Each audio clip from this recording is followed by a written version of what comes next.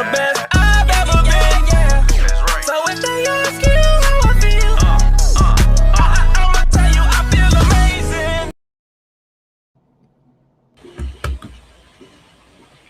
Well, ladies and gentlemen, welcome to the season finale of Bearing Down the Gridiron here on this Wednesday, January 21st, 2026.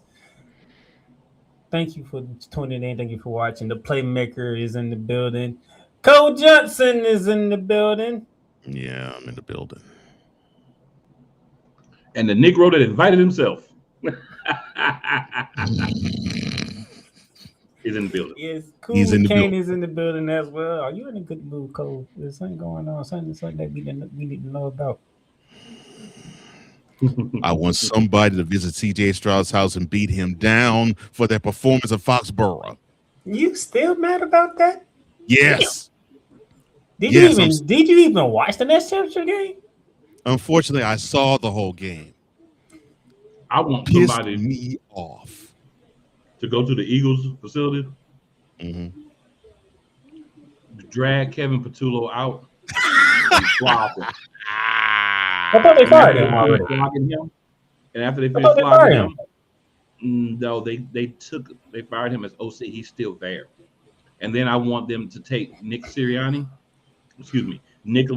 Sirianni. Oh wow! And flog him right with him. Oh, go full government. Oh wow! And then when they finish with them two, I need somebody to just go punch Howard Arterius Roseman right in the gonads. Wait a minute. He's the best executive in the NFL going today. Why would you want him to be punched? Because of the way our season went. The calendar we had. It's not his fault. They're back at the same team that won the Super Bowl. I mean, no, well, they didn't pay attention to the defensive side of the ball at all, did you, my good man? I mean, if you thought we had the same team, then you don't pay attention to defense at all. I said practically. I ain't say all. I said no. You can't say practically when half of the defense is going. It's not practically, sir. I mean, Rosen couldn't help the fact that AJ Brown had butterfingers. But he could help the fact that Chauncey Gardner-Johnson was on the team. Yeah, he could let him go. He cut Darius Slay. I mean, he ain't had much of a better season than y'all, so I guess that's a wash. He would have had a better season with us because the defense that we want to play plays to the things that he can still do. I mean, he gave it a go at Pittsburgh, but and he should have never went to Pittsburgh because he should have still been Eagle. But whose fault was that? The man that told CJGJ's children that they were going to be in Philly for a long time. That same jerk face. Oh, that's the. So now we've got the issue. Yeah, we're trying to figure out where's the issue. Now we know what the issue is. Okay. Why you had to say this to the chairman, knowing that football business is transient. Oh, that. Ooh, good word. So we can kiss him ever coming back to Philly. Anyway, Cole Johnson, do you want to let the people know where we are live at? Oh, yes.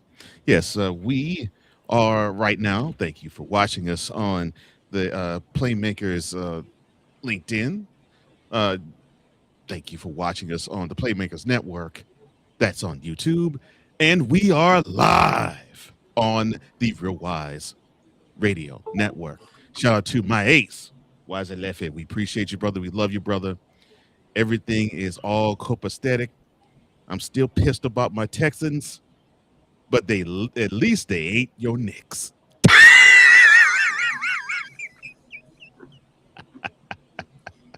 I should have known a Nick Reverend was going to come. I should have known. I should have seen that coming. Below the belt. Below the belt and smiling proud.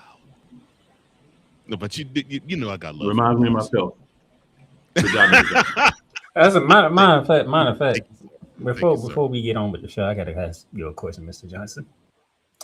Yes. Did you have a cordial conversation with Wise about what happened Monday, or did you cuss him out because who the Knicks lost to on Monday? and got spanked by on Monday. I didn't speak to Wise on purpose because But you spoke to her. No, I haven't. I actually haven't spoken to him since Sunday, Okay. and I'm upset that his team lost to the Megan Thee Stallions. I'm pissed. Spanked. They got spanked. And MSG. How do you let 5 6 foot woman hoes beat you down next? How?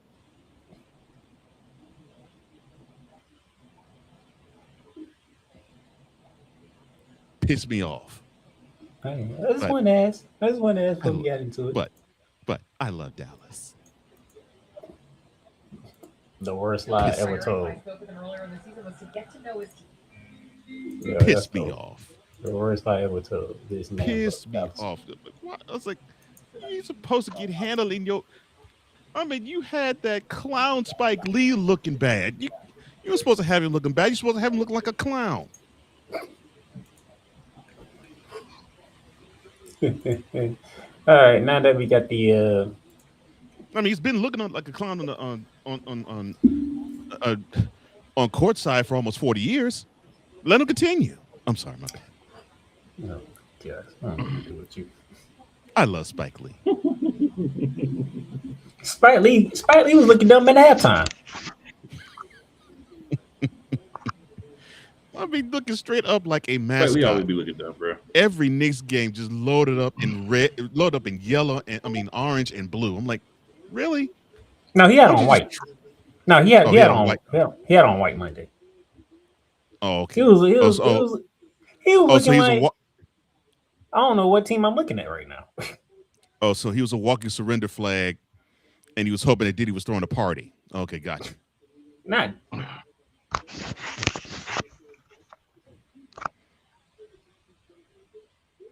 Because Diddy loved to throw all white parties. I love the Diddy reference. No, you had to bring him. I figured you would like that one, Cole. That was definitely for you. Thank you, sir. You did not have to bring him up. You did not have, that man.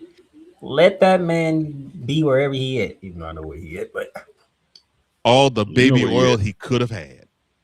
You know where he at. Diddy is in heaven. He's in his heaven. Yeah, he's surrounded by men. Diddy's in his heaven. Hallelujah! It's raining man. Oh man! And yet he's saying his favorite phrase of all time. I'm gonna take that. I'm a bad boy. That's right. Ain't no one stop me now. Oh no. Pause. You got to keep on moving. Double pause. Don't you clowns break your stride.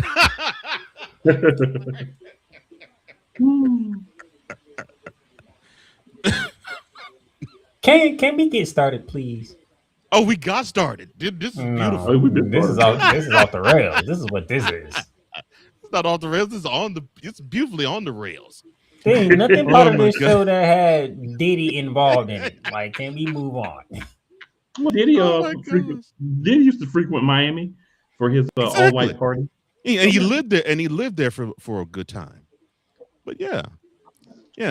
But nobody thought about Diddy when Miami was playing. Thank the Lord. I'm sure somebody did. It wasn't us, but somebody did. Right. I will show you how professional I am. One of Diddy's phrases he loved to say was "Can't stop, won't stop." And since Playmaker, you can't stop and won't stop, we won't either. Hit the button. We're going no huddle.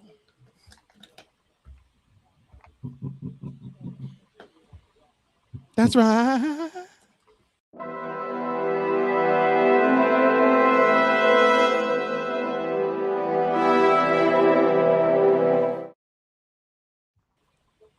Oh my. Oh, and let's start with some more stuff that just will make you laugh. Duke University is suing quarterback Darren Mensah yesterday, or Tuesday if you're watching this, and a judge denied request for a temporary restraining order that would have prevented him from entering the transfer portal. Darren Heitner, Mensa's attorney, told ESPN that Durham County in North Carolina Superior Court Judge Michael O. Fagluta ruled that the bench Tuesday pending a written ruling and denied Duke's request that Mensa be enjoined from entering the transfer portal. Heiner said that Duke is expected to enter Mensa into the transfer portal, well, today or Wednesday. Heitner said, quote, the judge, a Duke basketball season ticket holder and thus a booster, also recused himself from future proceedings. Close quote. As a result, a different judge, Ed Wilson, he will rule on Duke's request for relief that would prevent Mensa from enrolling at another school, playing at another school, and licensing his name, likeness, in name, image, and likeness to another school. Hyder said that Wilson is scheduled to hear the case on February the 2nd, but Mensa's team will push to move the date sooner. Mensa informed Duke's coach Manny Diaz that he intended to transfer on Friday, but the last day the transport portal window came and went. Since you live not just in ACC country, but you actually live in the same state as this proceeding is taking place, Mr. McCain, your thoughts on the fact that Duke, your favorite school, and of course I'm saying that in such harsh sarcasm. No, Cole. Cole loves Duke, just like you love Dallas. I love Duke. Oh, you love Duke. I love Duke. All right, so offer your thoughts, because I know you have plenty, of Duke suing a quarterback tonight into the transfer portal. So let's start here. I don't blame Duke for suing him. You know why? Because they don't want to be seen as the pushover that they are. Duke is such a pushover that they won the ACC, and the committee said, "Be gone, fleas. You're nothing. We will not have you in our playoffs. You will not soil the good name of the college football playoffs with your garbage 5-loss hind parts that should not have been in the championship game. You were only in the championship game because of some old outdated rule from back when the ACC was like 8 schools, where the tiebreaker is the strength of opponents you lost to. You played better teams and got beat by them. Congratulations. That's how you were in the ACC championship game. With said quarterback who realized, $4 million from Duke is cool, but $5 million a year, as well as my sister also getting a scholarship and some other bonuses thrown in, was enough to get Mensa to go ahead and say, yeah, let's on the last day, the last couple of hours of the transfer portal, to go ahead and say, oh yeah, I'm going to transfer. So Duke is butthurt because of the timing that it did it in. But let's explore around. I'm not going to call names because I don't want to be one of those guys that try to throw other people under the bus just to make his point. But there have been other situations where quality linebackers, defensive backs, running backs, and of such this season wait until the end of the portal period to make their decision. Darian Mensa does not owe Duke to honor a verbal commitment he made when he said he was staying, right? If Darian Mensa had said he was leaving 2 weeks ago, would Duke be acting butthurt and suing him? No, they wouldn't. No. They're mad because he waited until the last minute. But you have a full transfer window, and that is his, to quote my guy Bobby Brown, that's his prerogative. Oh, no. So since he happens to be coming to Miami, a team that, if you can't tell, I'm kind of fond of, I definitely enjoy the move. But even if he was going anywhere else, he has the right. They have a transfer portal. Who cares that he signed a 2-year deal? You know what? You shouldn't even try to trick these young men into signing 2-year deals because they can leave every year. So all of a sudden, what are you going to say? It's not fair that he left the second year of his deal at the last minute, but if he had left 2 weeks ago, we wouldn't even be crying. So what's going to happen, I believe, is that it's going to get ruled on by someone that's going to say, no, sit your hind parts down, Duke. Mm-hmm. Leave, he can play right away. He does, in fact, though, have to pay you back the $4 million. which by early reports, Miami said, hey, if you got to pay back the money, we'll pay it for you. So if Miami's willing to pay him $10 over 2 years and pay back the $4 million that he was gonna get from Duke, what's the problem? You're getting your money back. Oh, you want to say, it's not fair because now we don't have a quarterback. Let's dig into that. You are an ACC Power Four conference school, and you're so stupid you only had one quarterback. Whose fault is that? Is that the fault of Darian Mensah? Or is it the fault of your inept GM and your inept coaching staff from going out and getting someone else to be a backup or to protect yourself because you know Mensah was going to be a hot commodity after he took Duke, Duke, to the championship game and won? Let's be real. So Duke make me mad. And you got these people on the radio around here in North Carolina. Oh, he signed a contract. Those contracts are just binding as me telling you I'm going to give you $1 million. Sit y'all's hind parts down, you thirsty heifers. You know what it is. You know what college football is. It's NIL. It's more money, more money, more money. If you wanted to keep him, you should have gave him more money. You should have said, you won the ACC, Darian Mensah. We're going to give you more money so if we won't feel comfortable, someone else might not come in the allotted legal window, like a legal tampering period for professional athletes, and take you. It happened. Get over it, Duke.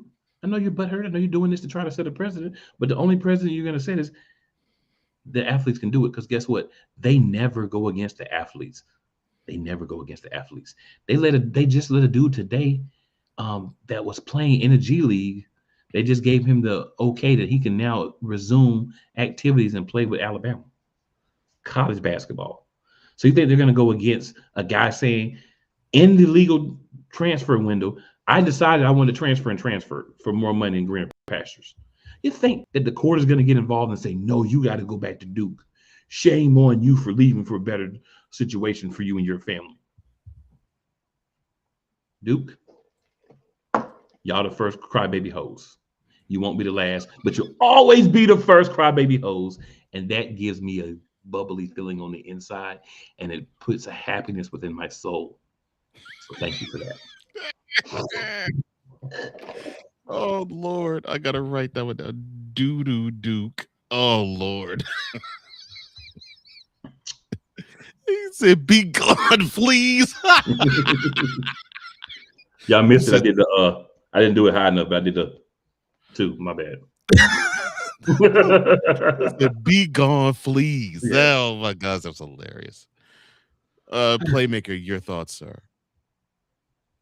I should have let you go first, Playmaker. I apologize. Do you want to go before me? Because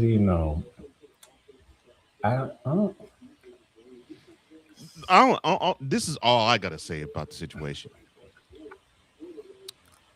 Duke, you want to act like you one of the big boys. You already know how the game's played basketball-wise. You now are finding out that you're not a big boy you're not a big boy in the football side, and you're not liking how the big boys play, and you're finding out you're not a big boy. You find out you're a little boy, and this happens. I'm sorry. You had a quarterback that wanted to go to greener pastures, literally, and he's gone to greener pastures. You just might as well just say, okay, fine. We'll have to find somebody else to take your place, Mr. Mensah. But no. And I agree with Cool. Your butt hurt, but your butt hurt because you now realizing that when it comes to these Power 4 football conferences, you basically don't rate even on a par with the group of 5. That has to hurt. That has to hurt. Playmaker, go ahead, sir.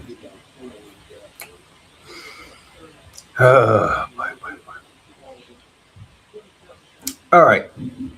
You heard from Cool McCain. You heard from Coach Johnson. Mensah, did he break any rules? He ain't breaking no rules. Okay. Is Duke breaking any rules with this lawsuit? You can do what you want with lawsuits, so no. No. Okay. Oh, I think Coach Johnson might be knowing where I'm going with this when I ask those 2 questions. So if Duke is not breaking any rules by suing a man who is about to break contract, and Mensah is not breaking any rules because there are really no rules. Mhm. So who is the real at fault in this whole situation? Duke, because Duke's a hoe. Nah, Duke's a hoe. the right number of letters, but not the Not, actual word I'm looking for. not Duke. So, oh Lord, that's cold. Now I got that in my head. Coach Johnson, what are your favorite 4 letters when it comes to this That would program? be the N, C, the A, and the A. Because they don't know what they're doing yet again. I'm sorry. This is your turn. Go ahead, sir. No, cool. He hasn't been around us throughout this whole entire season 4. But Mr. Johnson, can we go back? Was it last week or 2 weeks ago? Where Nick Saban gave you the very best line you have ever heard in your life. That was about a couple weeks back. Yeah, where he basically said that the NCAA they have all these rules and they can't enforce any of them.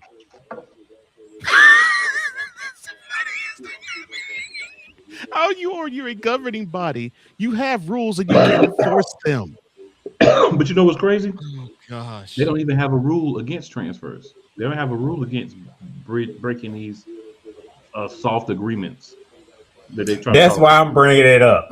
Mhm. So it's not. So I mean, the NCAA. The NCAA can't do a goddamn thing. NCAA doesn't give a monkey sweaty They are handicapped.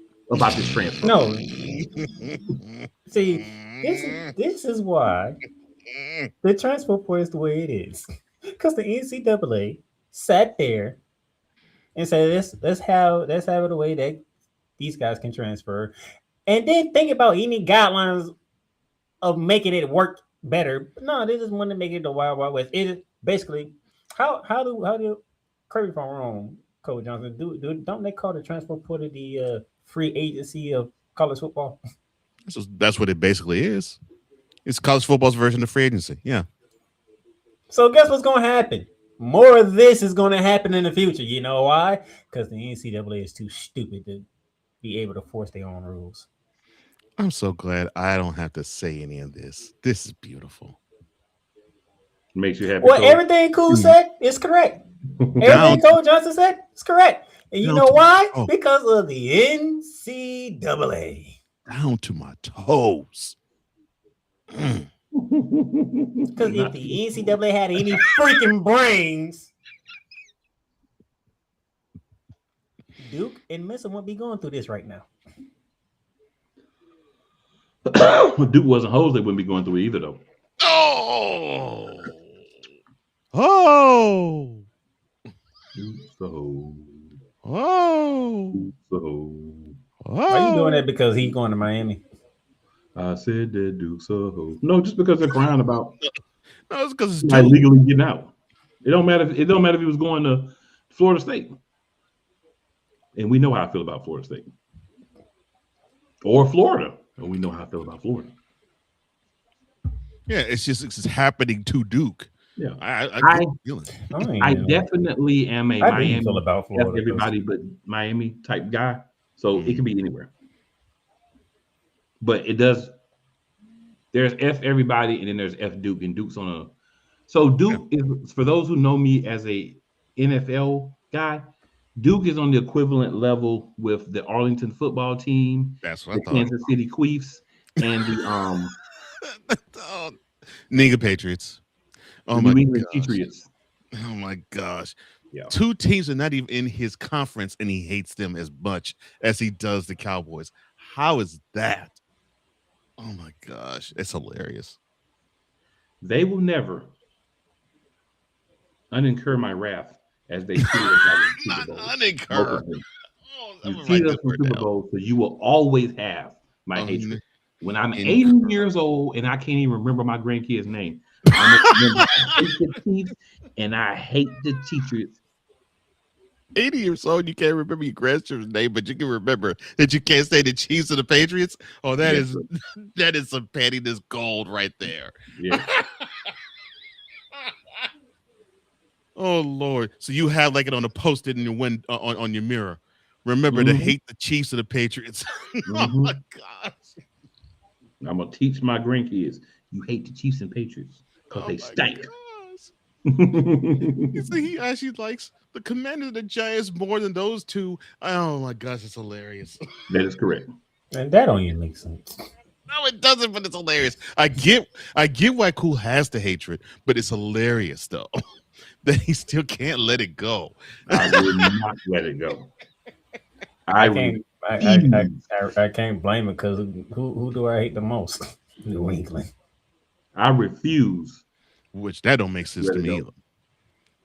Because I refuse. his team ain't the only team that got cheated out of a Super Bowl when That's it what I'm comes to saying. New You England. cheat me out of a Super Bowl, you forever on my doo-doo list.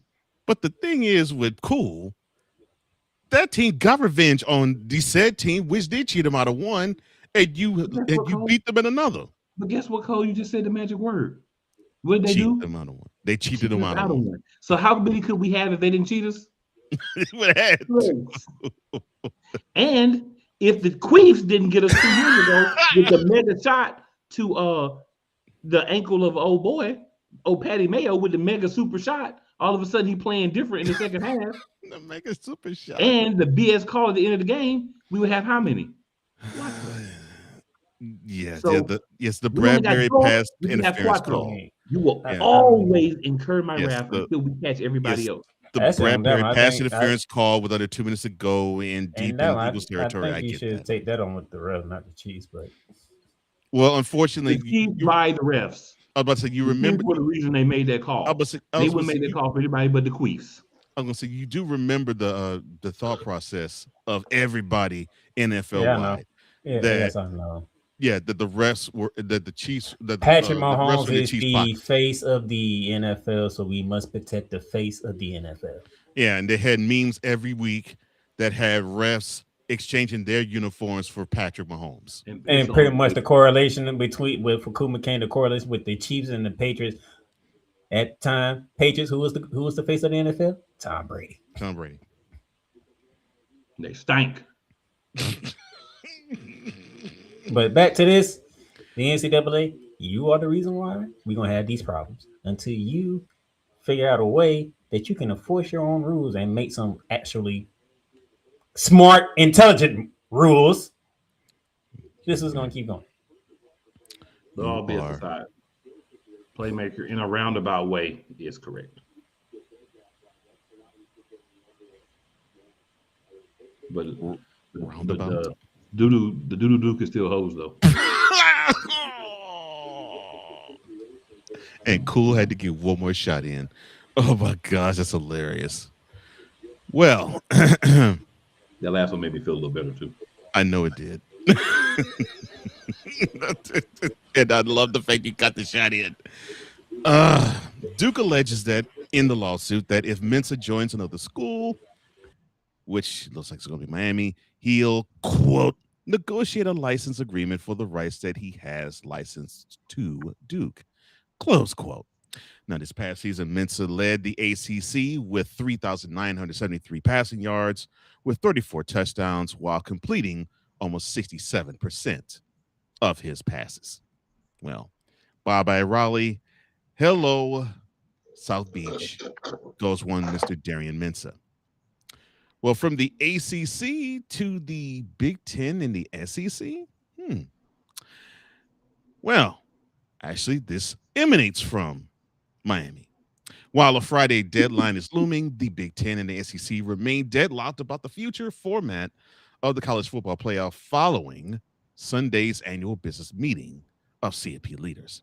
Big Ten Commissioner Tony Petitti said as he exited past more than a dozen reporters waiting outside the meeting room of the Lowe's Hotel in South Beach, quote, still more work to do, close quote.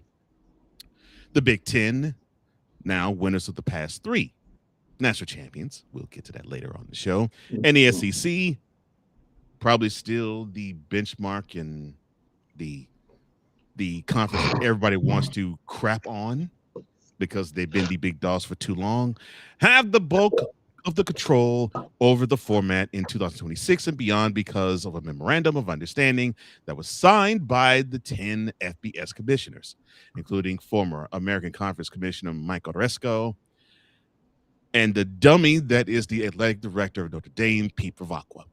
Now, if Petiti and SEC Commissioner Greg Sankey can't agree on the format by Friday, an extended deadline like the WNBA, because it's football, not basketball, imposed by ESPN, the sole TV rights holder, the playoff will stay at 12 teams for at least another year. There's overwhelming support in the room for a 16-team playoff to begin as soon as 2026. Sources say this, but the Big Ten won't agree to it unless the SEC does the same, but not to a 16 playoff format, but a 24-team playoff format 3 years later. Sankey and Mississippi State President Mark Keenum, the chair of the CFP's board of managers, have stated publicly that the SEC would prefer a 16-team model. Sources said that Sankey doesn't want to commit to a 24-team field now, and he wasn't immediately available for comment following the meeting. Keenum said this, though, quote, "There was not a deadline day of any kind, so they're still talking. We anticipate discussions will continue, and they will make a decision to stay at 12 or go to some other number." Close quote. All right, Playmaker, your thoughts on this gridlock? Are we going to go to 16 and then 24? Are we staying at 12? Or are we doing anything different? Cool. You want a piece of this? Because if not, I would take my quick time with this, and we can move on. I do want a little quick piece of this. Shoot. I want to say, number one, you're going to tell us what we already know. It's either going to stay at 12 or it's going to go to another number. Mind blowing. First thing I'm going to say. The real other thing I'm going to say, I don't want to get too much into this one because I feel like I got vitriol for some other stuff. But why would we want to go above 16? Big Ten.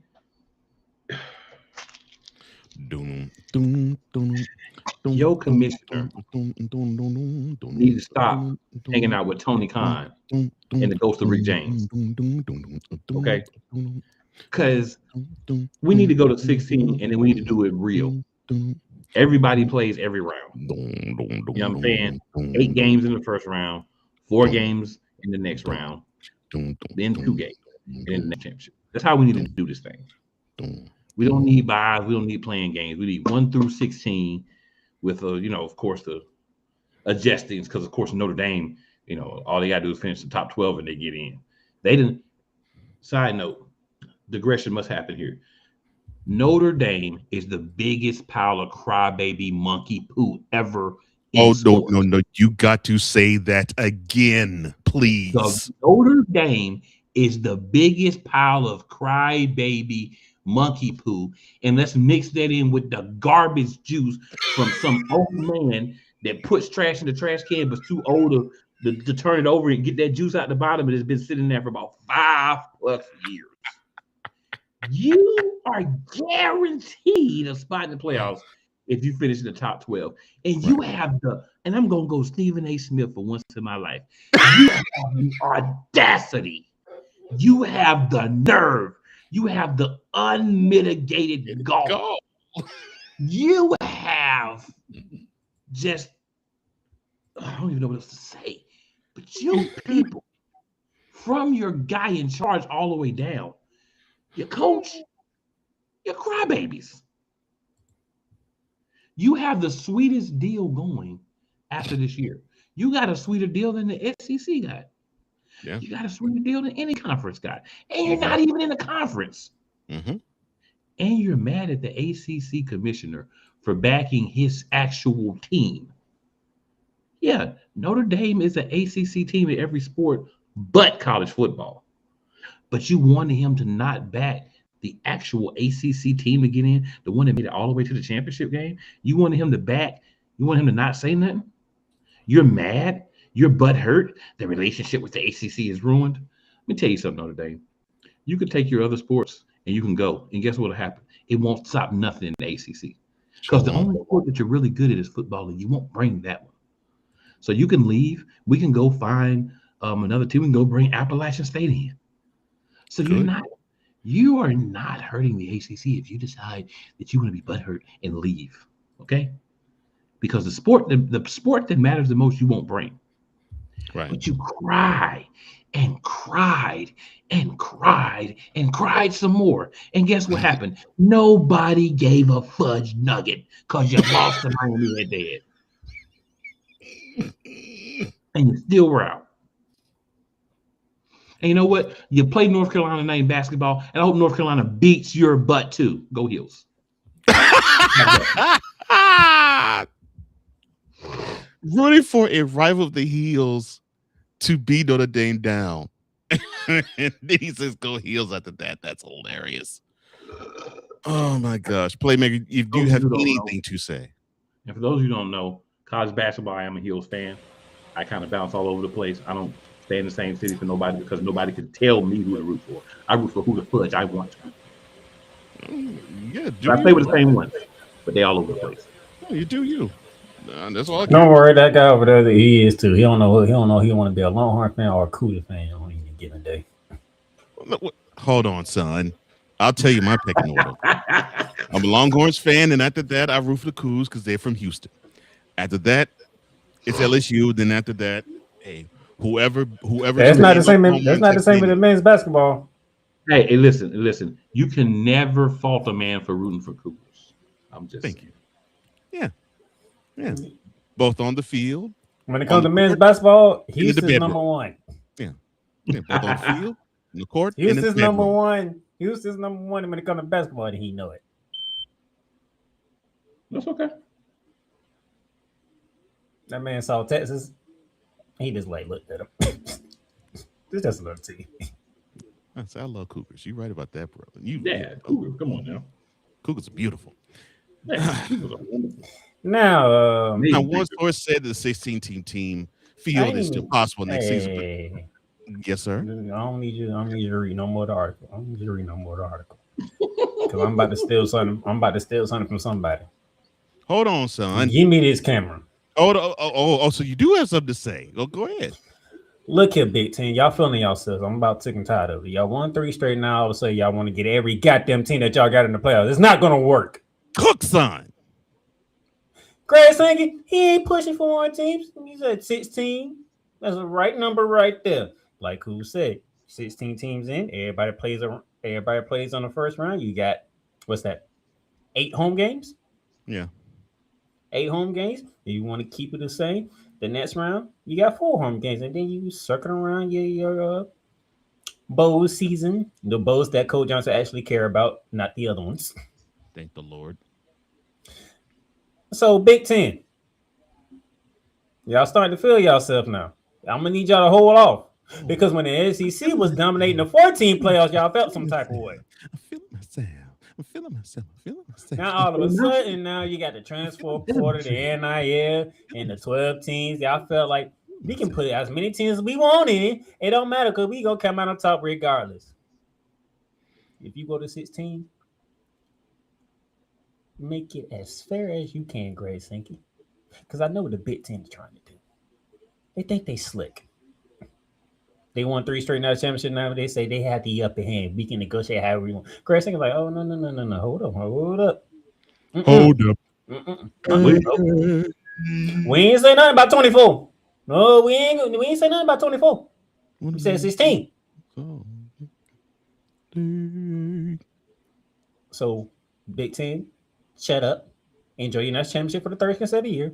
Move to 16 and keep it that way. Plain and simple. Everybody wins. So what my playmaker is saying is, hey. Smoke weed every day. All right. All these, somebody here going. Oh, my bad. One source said a 16-team field is still possible next season, but not likely. American Commissioner Tim Pernetti, said it's up to Sankey and Petitti to figure it out. Pernetti said this, quote, That's up to two people in this room to come back with something that we'll all sit down and discuss. But right now, the discussion is ongoing. Close quote. Well, you could just simply say, you all are hamstrung until the Big Ten and the SEC get together and actually come to an agreement. Otherwise, you all basically have no nuts. Well, from from the Big 12, Big 10, and the Big 10 and the SEC showing that they rule over college football to the Big 12. Now, they are looking at their championship game and they're looking to move it to Friday night. Sources told ESPN that the league's title game will be played now this year on December 4th at 8 p.m. Eastern, 7 p.m. local time in Arlington. That's Virginia. I mean, that's Texas, not Virginia. A change from its recent home on Saturday at noon. The game will remain on ABC and the venue will remain AT&T Stadium in Arlington, Texas. The news of the title game switching days comes as the conference is set to announce its football schedule for next year, or for this year, or this coming year, on Wednesday at 11 a.m. Eastern. You can see that on ESPNU. Among the games set to be announced is Arizona State at Texas Tech in Week 7. Sources told ESPN, a rematch of one of the Big 12's best games from 2025. There will not be a regular season rematch between Texas Tech and the men who marry 20 hoes each, or sorry, Brigham Young, the conference's two best teams from this past year.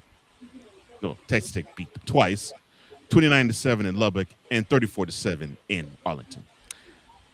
Cool, your thoughts on the Big 12 moving their game from Saturday at noon to Friday at 8? I actually like the move. I think it makes sense because you're giving yourselves time when you can be highlighted. You understand that in the hierarchy, you're not one of the top two conferences. You argue for 3 or 4, right? I mean, right now you're probably 4. I mean, championship game, ACC team, but talk about that later. But I think it makes sense because it gives you your own time to be highlighted, right? So you're not competing with other Big 4 championship games, right? You got your own night, Friday night title game. You know, everybody looking for something to do on Friday night. So I think it's a good move from that standpoint. You know, I don't see any negatives for it. And kudos to them for being a little innovative and trying to do something different, trying to set themselves apart. Give us Friday. Y'all clowns can take Saturday. And for those who are, of course, unaware, the Pac-12 used to have their championship game on Friday night. So the Big 12 is like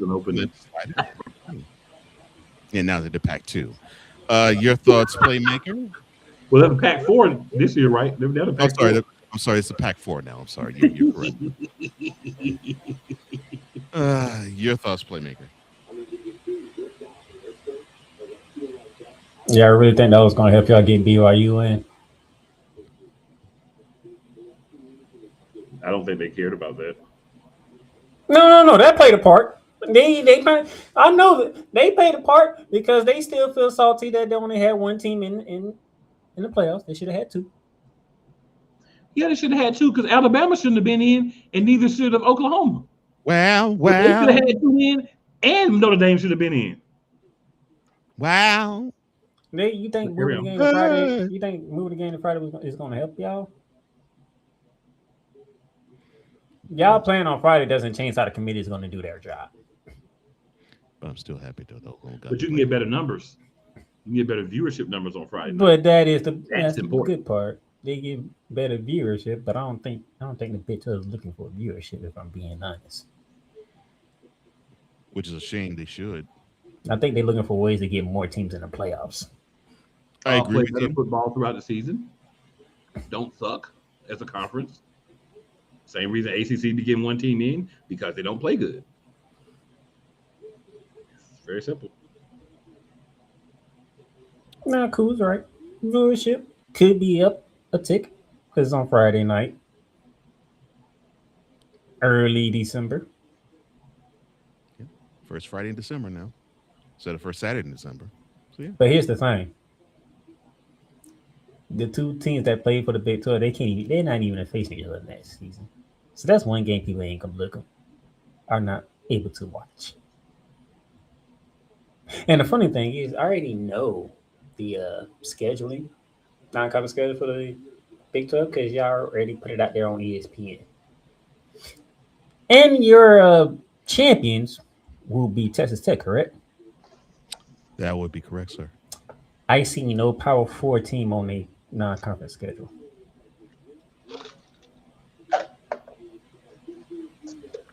They were embarrassed by Oregon. I'm sorry. I saw no Power Four team for Texas Tech. They got 23-0 by him. Hey, work for Ohio State. Oh, Now you do have TCU doing a rematch with North Carolina. That should be interesting. Year two of Bill Belichick, or should I say, Chapel Bill? this time when you go to Fort Worth, son, beat them down.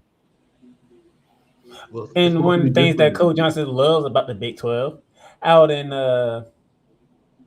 London, England, September 19th is Arizona State and Kansas. And bet you, Why?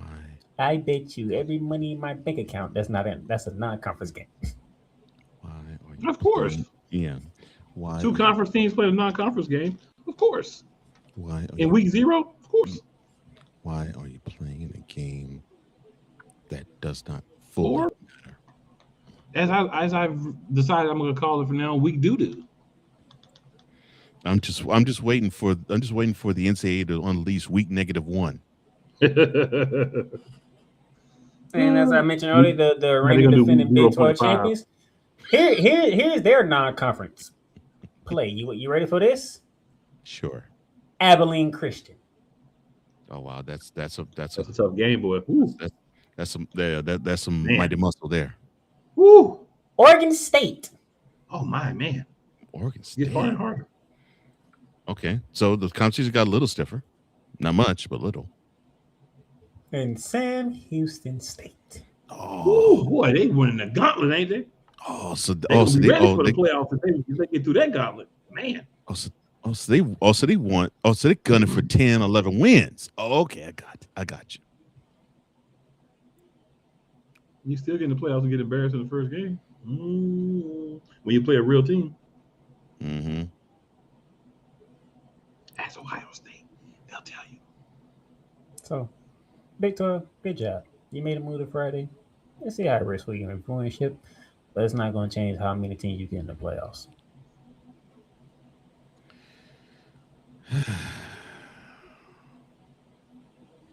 Yeah. Well, Big 12, congrats. You now have the floor all to yourselves. That's the good news. The bad news is you still are the little brother to the Big 10 and the SEC. And you might be even little brother to the ACC too. So sorry Talk for to him, you. Mr. Johnson. Talk to him. I hate it for you. That concludes the No Huddle.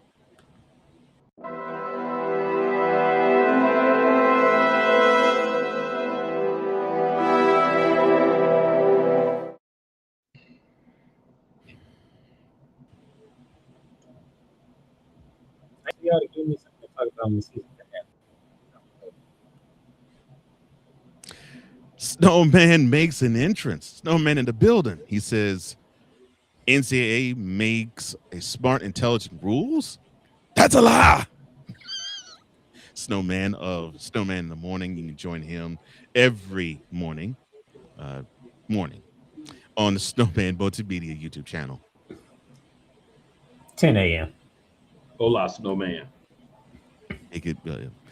And the epic man of that show, V-Lock83, Victor Lock, or I'm doggone it cool. I'm blanking on how I call his name. What is it again? Vicala. Oh man, that's so good. He says, "Why is Cool Breeze McCain going off?" It happens from time to time. face. He goes, yay. I don't know what Victor was referring to when he did the yay. I don't know if he was doing. I don't know if he put that in there when I was going in or. I'm sure he'll let us know. He'll let us know. But commercial break, and then when we come back, Mr. Johnson, the final gridiron roundup of the season. It's so hard to say goodbye to yesterday. Whether it's the men's college game, The way that this season has been going, yeah, anything is possible. the women's college game, And how passionate Angel Reese was at that press conference, they got their mojo now. the WNBA, AJ Williams stood 1-2, followed by Brittany Griner, Aaliyah Boston, Jackie Young, or the NBA. The Lakers had a 0.8 chance of winning. And then what happened in the fourth quarter? LeBron James by himself outdid the Clippers. You will get any and all of the information right at your fingertips or your earlobes. Join the Playmaker as he breaks down all things basketball in Shooting Lights Out on the Playmakers blog, network, YouTube channel, and where you can find podcasts.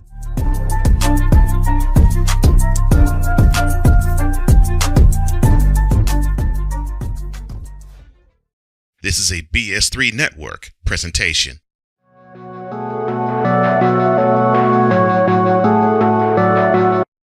I want to do a TED Talk, but I don't have anything to talk about yet. I'm getting there. Life is for the living. We're not here that long. You can learn anything you want to learn without any money spent. What do I really enjoy? What do I really want out of life? I am your host, WIZE. Are you in a life holding pattern? Well, this is for you. Welcome to the Stuck in My Mind podcast. Live every Monday, Tuesday, and Wednesday at 4 p.m. Central.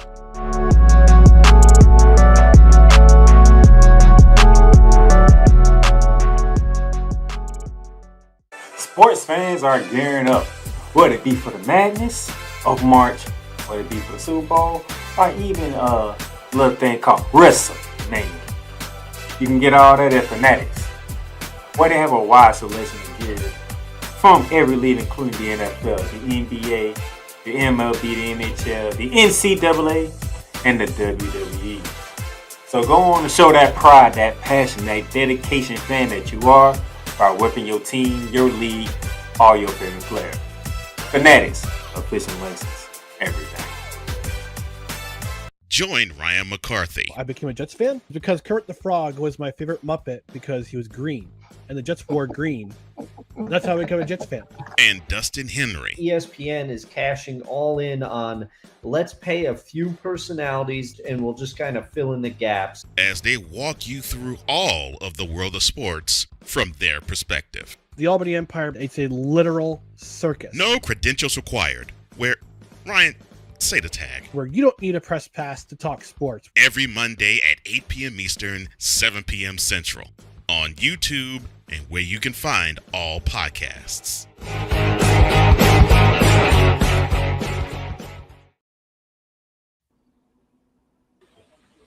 I'm actually looking forward to no credentials required. I want to hear Dustin talk about round 3 between us.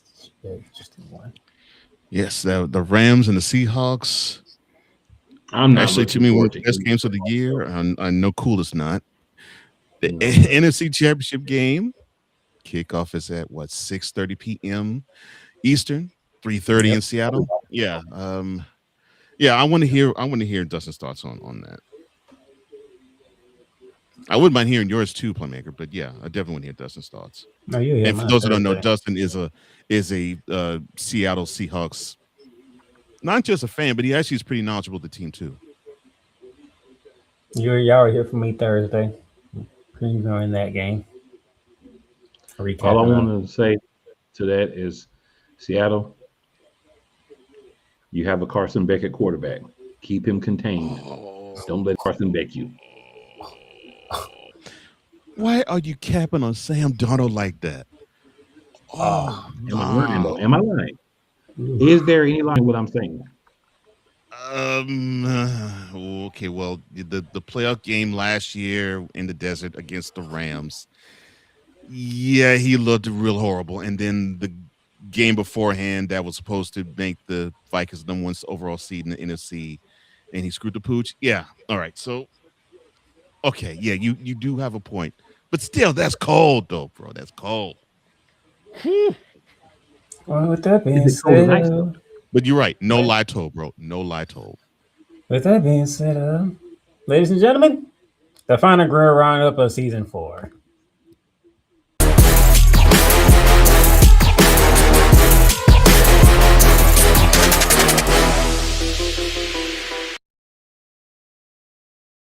Yeah, baby. Yeah. Yeah. Oh, I'm on there. I'm sorry. We're still throwing bows. It's just, Got to, man. Got to. yeah. I just feel that ludicrous vibe. Throw them bows. I every time I hear that, I just But yeah, just cool. feel that energy. Welcome to the revamp grade on the roundup. I've seen it, sir.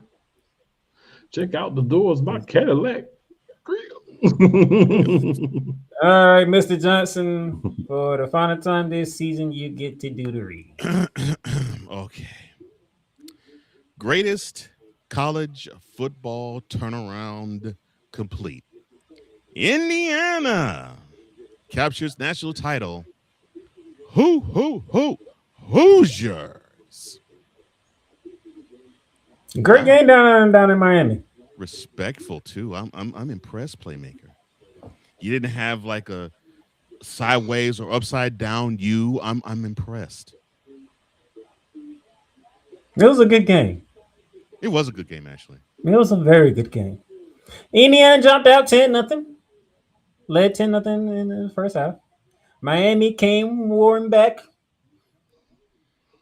You know, they had a chance at the end of the game. And the aforementioned fatal mistake from Carson Beck happened. You mean that turnover in money time? Yep. Under 2 minutes ago when inside Indiana territory. Yep. 27 Hoosiers, 21 Canes. Indiana finishes off a perfect season and their first national title. Here are your numbers for Miami. Carson Beck, 19 for 32, a touchdown. That costly interception he threw for 232 through the air. Fletcher Jr. continued to be one of the stalwarts in these playoffs. 17 carries, 112, and 2 touchdowns on the ground. Malachi Tony, 112 receiving yards on 10 catches with a touchdown. On the Indiana side, not as efficient as we are used to from them. The Heisman winner Mendoza, 16 for 27, 186 yards. He had a rushing touchdown, though. As a matter of fact, a rushing touchdown to which a lot of people has been talking about.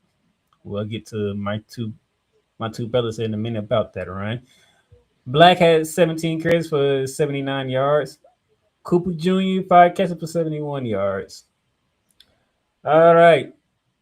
Mr. Cool McCain, you are the Hurricane fan, and you watched this game intently more than anybody else. I will seek the floor to you first, sir. First, I want to shout out Indiana. I told you guys on Monday, win or lose, I was proud of Miami. We came from nowhere. No one even expected us to make the playoffs. And then to go from that to making the championship game, phenomenal. I hurt for the seniors from Miami because they won't get another opportunity, even though they started what I believe will be a turnaround for the program. But I told you guys all season, my concern was Carson Beck. And in a very important moment, I feel like he reined in a lot of the bad tendencies. One bad decision can get you, and he made the one bad decision. 41 seconds left. It's college, so you know we were around midfield. I don't know the exact yardage, but we're around midfield. 41 seconds left. You know, in college, every first down stops the clock. We had been controlling little dump off passes, a couple of big plays happening off short passes. Beck decides. And the moment he releases the ball, I can't say what I said on air, but I will say that I knew that when he threw that ball, I knew it was over. Oh, not when he threw the ball. Oh, you When already the knew it ball was went picked. in, I was Wow. like, Wow. because if you notice throughout the game plan was short passes, take a few shots, but like wide open shots or shots that should be, very lightly contested. Defensively, I can't remember his name now, but number 24 from Miami, you play good except for the back shoulders. You just let him work you a couple of times. When you got to play through him. It would be better to get the penalty from trying to dislodge the ball or to jump and try to get a pick because you know where the ball is going after the time. Fletcher, you play. I am not mad at you. I'm not mad at you threw a punch at the end of the game. But sometimes people be trying to try you, and you gotta let them know who you is. What they gonna do? Suspend you. And next year, it's the end of the game. You're gonna do it's the championship. Ain't no more games this season. Malachi Tony. God loves Miami because we're there, sir. Oh man. God loves Miami. Boy, you are a baller. And this is to Miami. This is an inside joke that I have with one of my boys, but I'm gonna go ahead and say it, even though it's probably tasteless. All the whores and drugs that Malachi Tony wants, we need to make sure we get for him, sir. We need him there. So whatever has to happen, when he comes to us and say, "Hey, I got an NIL deal," say less, show us the deal, we match him. Like, correct. I mean that jokingly, guys. I don't really mean whores and drugs. It's an inside joke. Out there. For shock. So y'all clear. Man, Mendoza, boy, that one drive you had at the end of the game with 2 4th down calls, you had the back shoulder fade, and then you ran. And when he took the first few steps, I'm like, why are we trying to hit him anyway? Like, why is he going through that seam untouched first? And that's not good enough for him. He's trying to get there. And it's weird to me because it's like all game we were trying to poke the ball out. We didn't try to poke the ball out from him in that particular play. I mean, it's a split-second decision. Mendoza, he did enough to win. No touchdowns. Throwing the ball. He did have the rushing touchdown. Indiana ate up clock.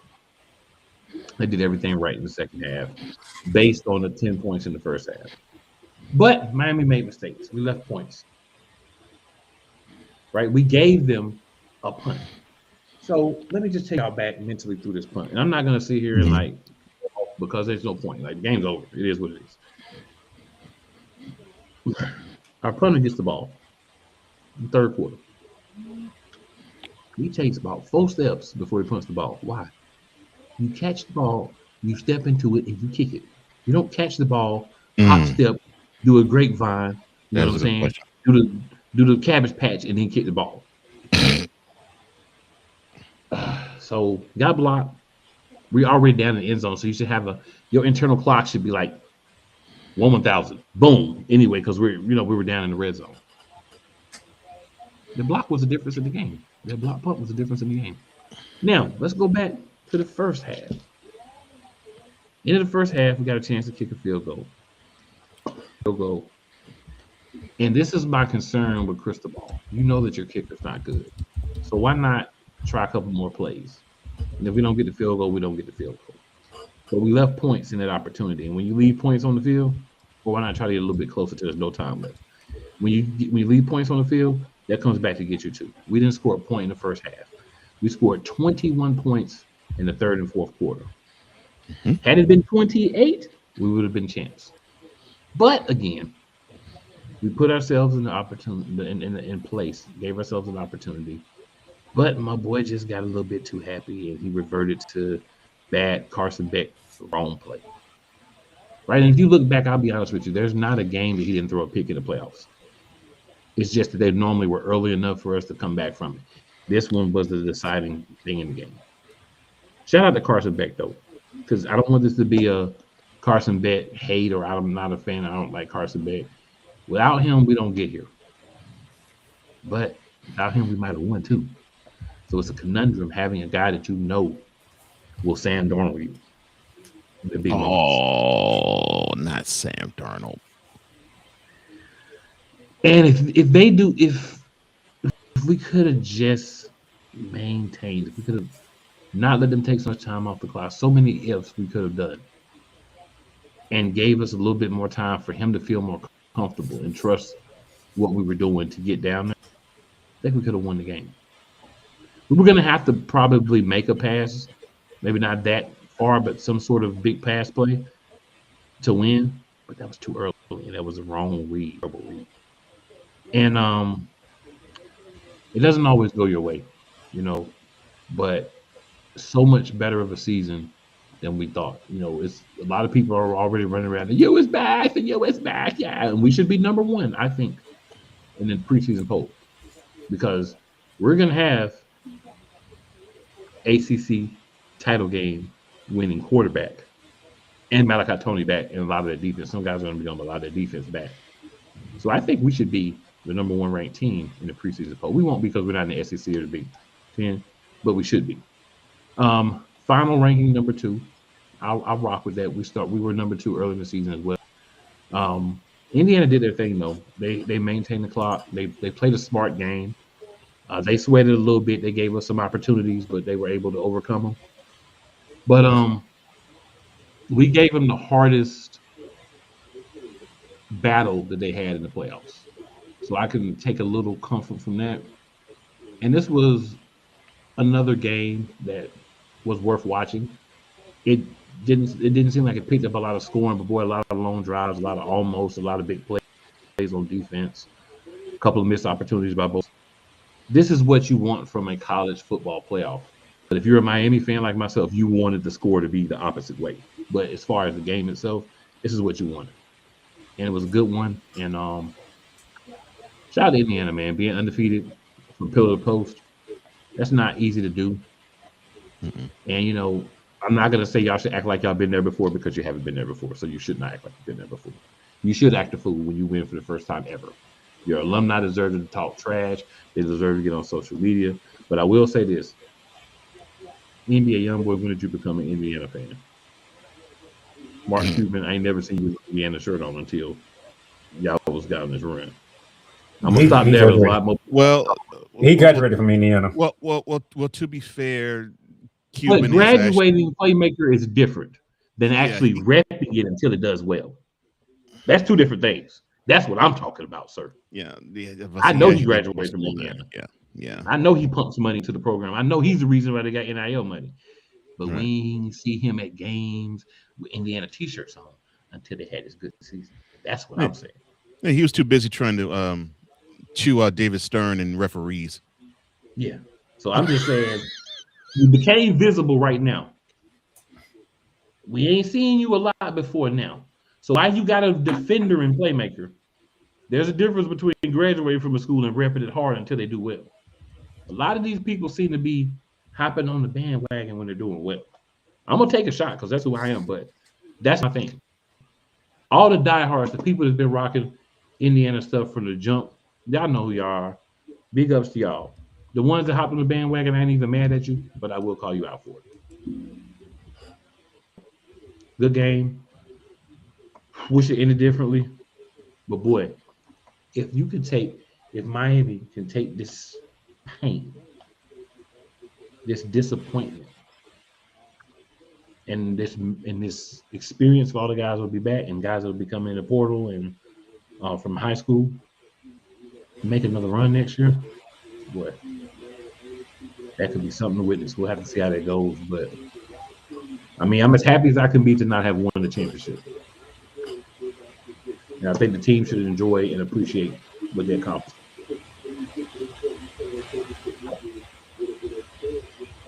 Yeah, y'all didn't think I was gonna go there, did you? You thought I was acting fool. I know. Oh, you still acted a fool, you clown. Mark Cuban. I thought y'all forgot about that part. No, we ain't gonna forget about that one. Like, and all of everybody he called out Mark Cuban. Like, that was beautiful. Oh gosh, that was beautiful. Wow. You or me, Playmaker? You. Okay. You already know how this goes.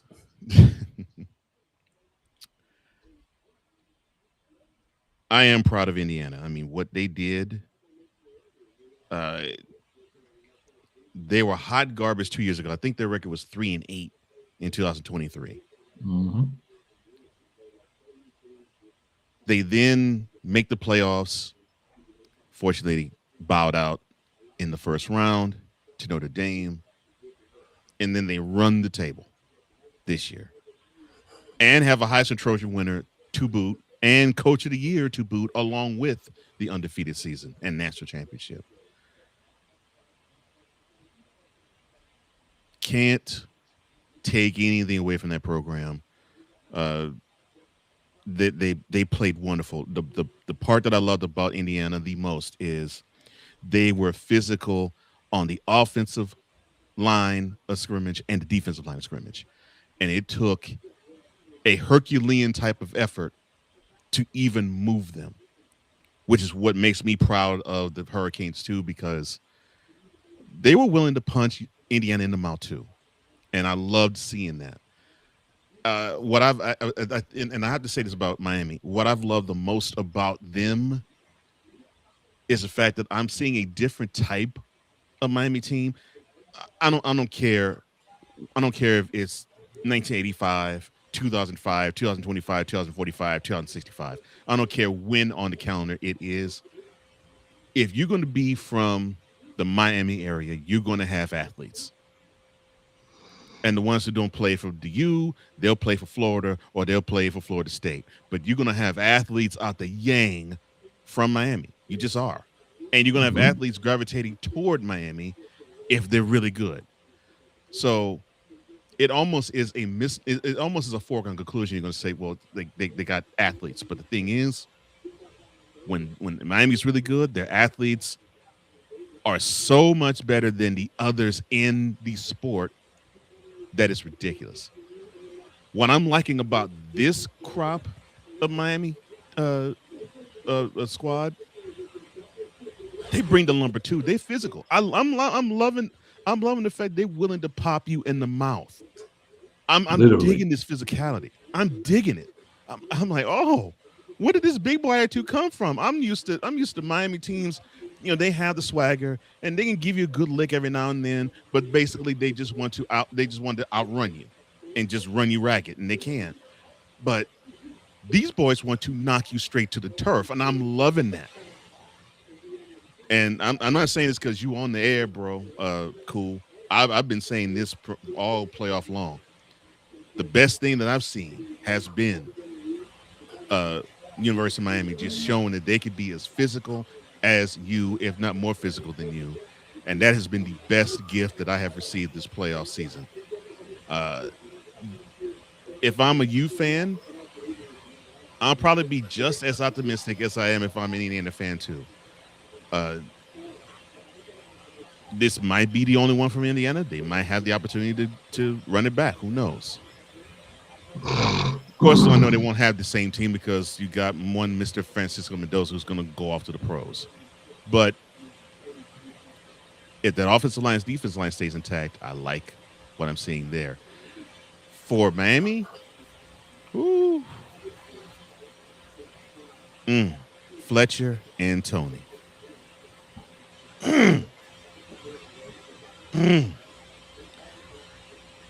Oh my gosh. And when I realized that Tony was only 8, he turned 18 in the school season.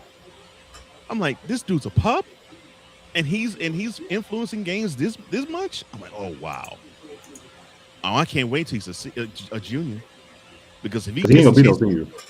No, that's why I said junior. I can't wait because of junior, because he will be going to pros out of this junior season. This dude actually could stand a chance of being a Heisman Trophy candidate if he gets enough touches. I'm like, oh my gosh, this dude is electric and a game changer.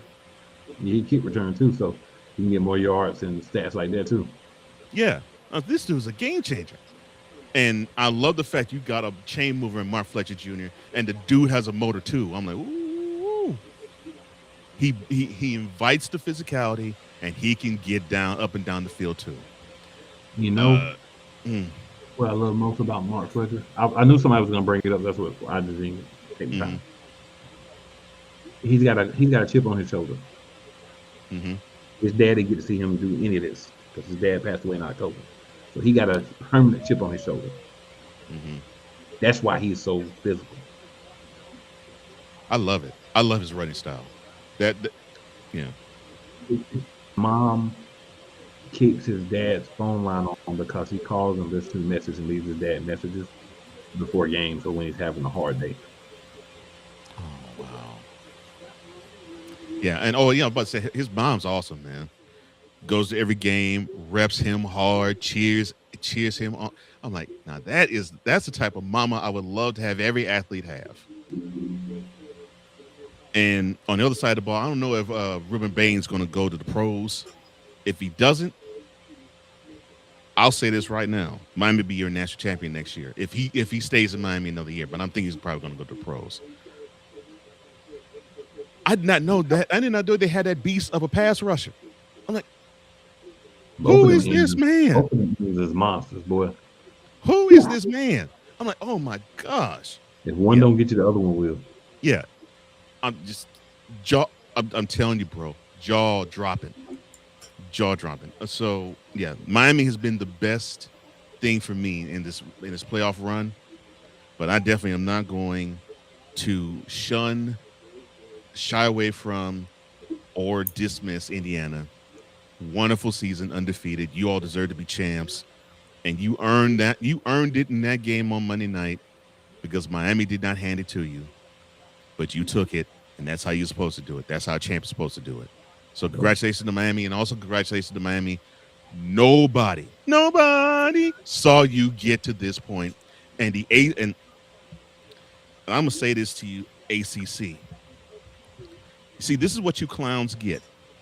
You decided to not protect Miami and say, well, since you lost to teams that weren't really ranked, your losses aren't as important as the ones who did, like Dukes.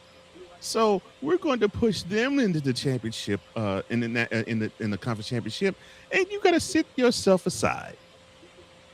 That's a stupid old rule they should have changed. It's a very stupid rule, and it definitely should have been changed before now. I bet it will be changed when they meet sometime in the spring or the summer. Oh yeah, as soon as they have ACC meetings, it's going to get changed right here in Charlotte. Yeah, it's going to get changed. Yeah, it's a matter of when that's going to be changed and when the meetings will be held for it to be changed, because you all came this close to be embarrassed by actually leaving the best team in your conference to not make the playoffs, and then to have nobody in the conference be in the playoffs. A 5-loss team won the championship. It's all your fault. You almost did not have, to me, the best story that you could have possibly ever have in the playoff not even exist, because you wanted to go by the rules and you had a 5-loss team be the ACC champs. Meanwhile, the best team in your conference didn't even play in the conference championship game and had to cross their fingers and hope 2 teams lost in the conference championship weekend. That's what you get, ACC. That's what you get. And if I was Miami, I would look at ACC and I'd be like, no thanks to you. We put the shine on this conference. No thanks to you. You know what the ACC will say to you, Cole?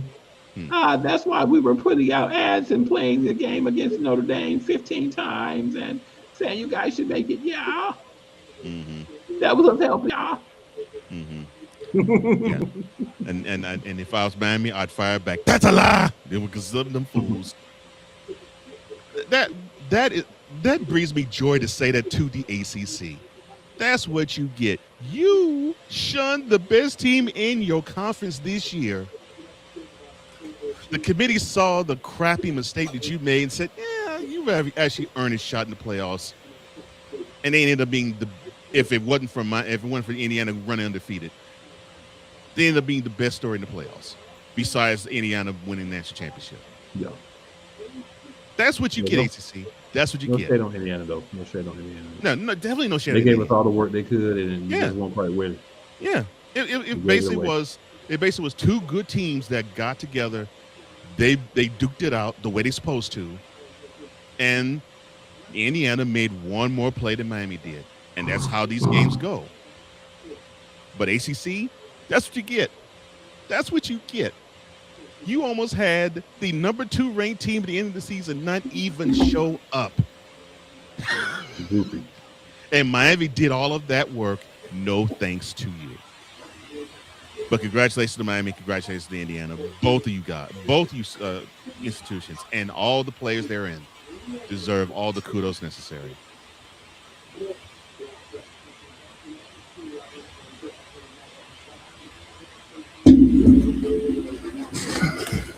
All right.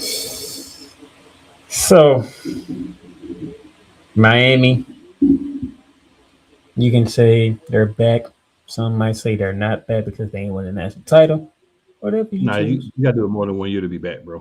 You can't give them back after 1 year.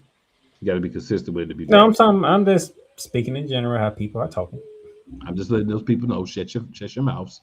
Know your role and shut your mouths. How you want to look at it? Indiana, 2 years. That's all it took. 2 years on a Kurt Cinetti. Crazy. And they are national champions.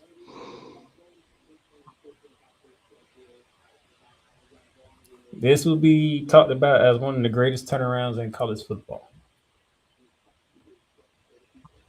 Because 2 years, a team that's known for being a basketball program, doesn't do really much in football. All of a sudden, you're a national champions. Wait a minute, what is going on here?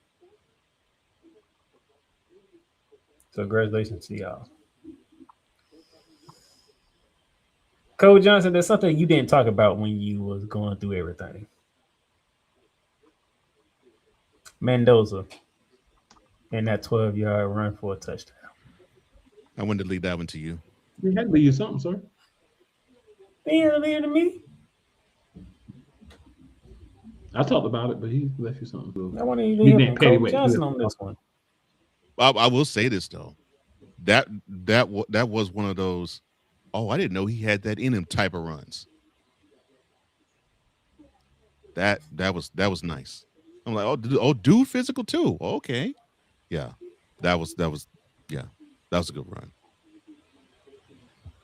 That was a good touchdown run. Cool. How did you feel after that run as a Miami fan? I was not happy. For sure. Very not happy. I was impressed as a football connoisseur. As a Miami fan, I was super pissed. That was one hell of a run. And to fight his way into that end zone. Like, he didn't really have to fight too much because they didn't try hard enough. But I know the story's got to be that he fought and he drugged 7 people. I get it. Not drugged 7 people. Is this? I'm exaggerating. Was that a corner or safety he went up against to get in the end zone? I believe it was a safety. It might have been a corner though. But they were a little jumbled. And matter of fact, y'all buses looked open too. I don't know. I forgot what I think that was early. First play of the game. First play of the game. Yeah. Yeah. Mm-hmm. We were setting the tone to let him know he was getting hit all game. Yeah, because that whole drive, Miami actually gave many Hoosiers licks that whole drive that I remember. Yeah, and the last later wood. And the last one was right, and he wasn't trying to aim for it. It just so happened to be the crown of dude's helmet hit Mendoza's chin, right in the chin strap. Mm-hmm. Yep. Because there was like 3 different Hoosiers that got blasted. I mean, blasted by hurricanes. I was like, oh, so it's gonna be that type of game. Yeah, they had to come and take wood and pause to win that game. If you remember, Coach Johnson, the same thing happened when they played against Ohio State in the national championship game. First playoff game, he gets drilled. Yeah. And Ohio State folded. You saw how they weren't, like I was saying earlier. These teams were not, Texas A&M, although they for 3 quarters they duked it out with them, or 3.5 quarters they duked it out with them. They weren't ready. Ohio State wasn't ready. Ole Miss was to a degree, but Miami made one more play than they did. So, congratulations, Indiana, 2025 national champions. You finished the final polls number 1, Miami number 2. Coming in at number 3 was the Ole Miss Rebels. Number 4, the Oregon Ducks. Quack. Ole Miss. I know why the Eagles scored because it was in the semifinals. I get that, but if you ask me, you should have dropped the ass out of the top 10 for that embarrassment that they put Alabama out there. should be 25. That's a whole different story. Oklahoma should Ohio State came in 5th. Georgia number 6. Georgia finished in the top 6. Can't be mad at that. Texas Tech number 7. Texas A&M 8. Alabama number 9. Garbage. And running out the top 10 is the Notre Dame Fighting Irish. Texas A&M ended up being the top 10. That makes me throw up. The Bamas from Alabama should not have been in the top 10. They made the playoffs. And they won a They game. should have made the playoffs. Stop playing. Let's be real. You saying they shouldn't, but I'm saying they made the playoffs. Okay, Notre Dame didn't make the playoffs and they was in the top 10, so I don't know what they were doing with that one. So if you do that one, you ain't got to put garbage Alabama in the top 10. Texas A&M. They were not 10. They were not a top 10. They were not one of the 10 best teams in the country this year. Everybody knows it. They was in the final 8. You know what? I'm not doing this with you this year. You know that they don't belong there. So you can sit there and they was in the final 8. Great. They didn't belong there. You know it. It ain't no fact that they ain't belong there. They was in it. But ain't nothing I can do. They was in it. But you ain't got to agree and try to make a reason why they should be in the top 10. Well, there's no reason they should be in the top 10. If you in the final 8, they're gonna rank you in the top 10. What you want them to do? What? They shouldn't rank you in the top 10 if you didn't make the playoffs, but they did it with Notre Dame. So F your couch, Mr. Playmaker. F your couch. You don't have to stick to garbage that you did wrong. Who said I did wrong? I'm reading what they did. I'm telling you that it's wrong, and you're saying, well, but they put them in the top 10. They shouldn't have been there because they shouldn't have been in the playoffs. We all know it. Notre Dame should have been in the playoffs. They should have ranked Notre Dame over them. That's what they should have did in the final ranking. If they were 9, Notre Dame should have been 8. Because they beat Georgia, so that helps. F your couch. F your couch. So you choke on that. They have a best win. Notre Dame doesn't. Choke I'm on not that. choking anything. I made it to the national championship game. I'm not choking on anything. Don't be coming at me because what the AP did. Don't be defending the crap that they did. I ain't defending. I'm just telling you why they did it. But they were in the top. That's why you're in the top 10. They don't belong there. Oh, shut up. Get out. Pause. I don't got time for this. I don't want to see a man choke on anything. Pause. No, he gonna stop coming at me for doing my job, so he can stay in the background for all I care. Damn it, I run this and I do it the way that I want to do it.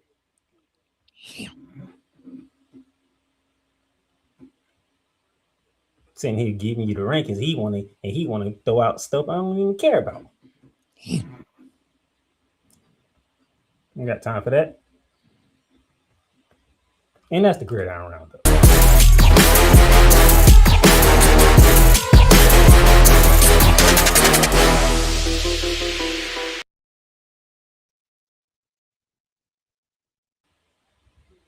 Are you okay, Playmaker?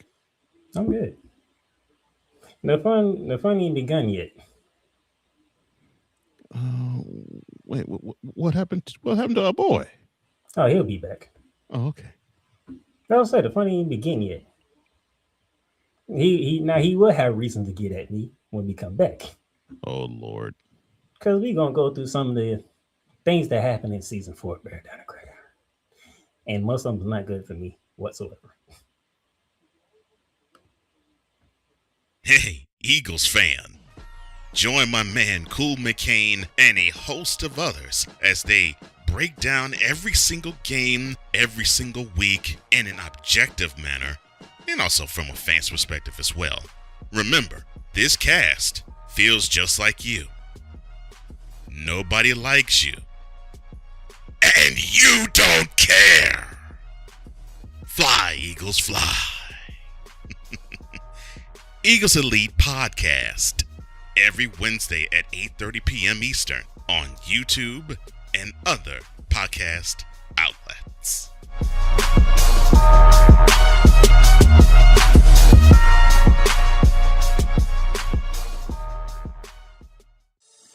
Shop hats and official sports gear at Lids. Lids is the leader and #1 destination for hats, gears, and everything that moves you, making it the perfect shop for fans to find official sports hats, merchandise, and gear. Represent your team, your town, and your style with a snapback adjustable fitted hat or beanie from thousands of college and pro teams.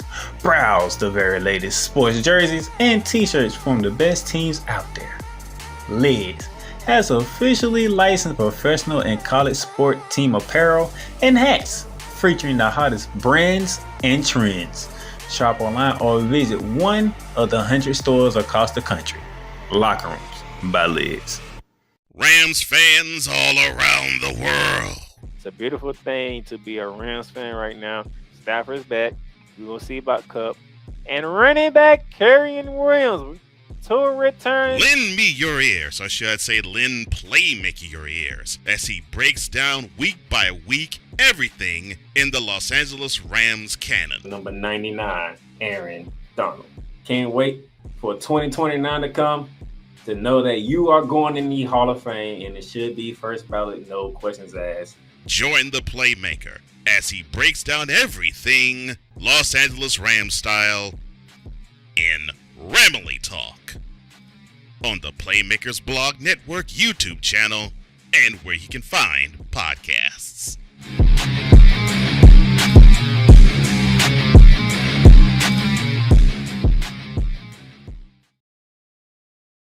Yeah, come on, yeah.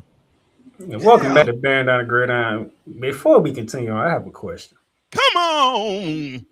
If you are the WNBA, should you be out here releasing team schedules when you don't even have a CBA yet? Well, that's the arrogance of the ownership group and the stupidity of the commissioner. But Playmaker, they're releasing the schedule. You didn't have no CBA. You didn't even know it was going to be a season. I'm just letting you know what they did. They released the schedule. And the way me and Cole Johnson felt, we don't think we're going to get a season. Yeah, keep going, we won't. But they released the schedule, I'm saying. That's what I need you on. I need your thoughts on this whole CBA thing. So maybe next Monday, whenever Monday, you need to hear from you about that.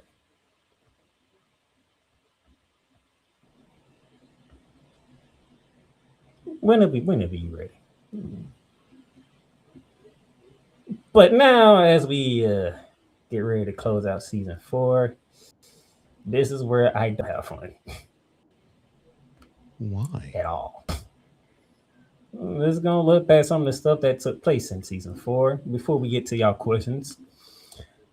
This is where me and Cole Johnson's conference pick and I struck out. Literally. I told you struck out at the beginning of the year, but you didn't listen. Wow. That's cool. Dan Laney did Dan Laney things when he came to Indiana, so. Lemming didn't disappoint. Coach Johnson almost struck out too, but Georgia finally outside the Alabama defense. Yeah, that's fair. Georgia saving. That's fair. Yeah. But I mean, Georgia's a good pick.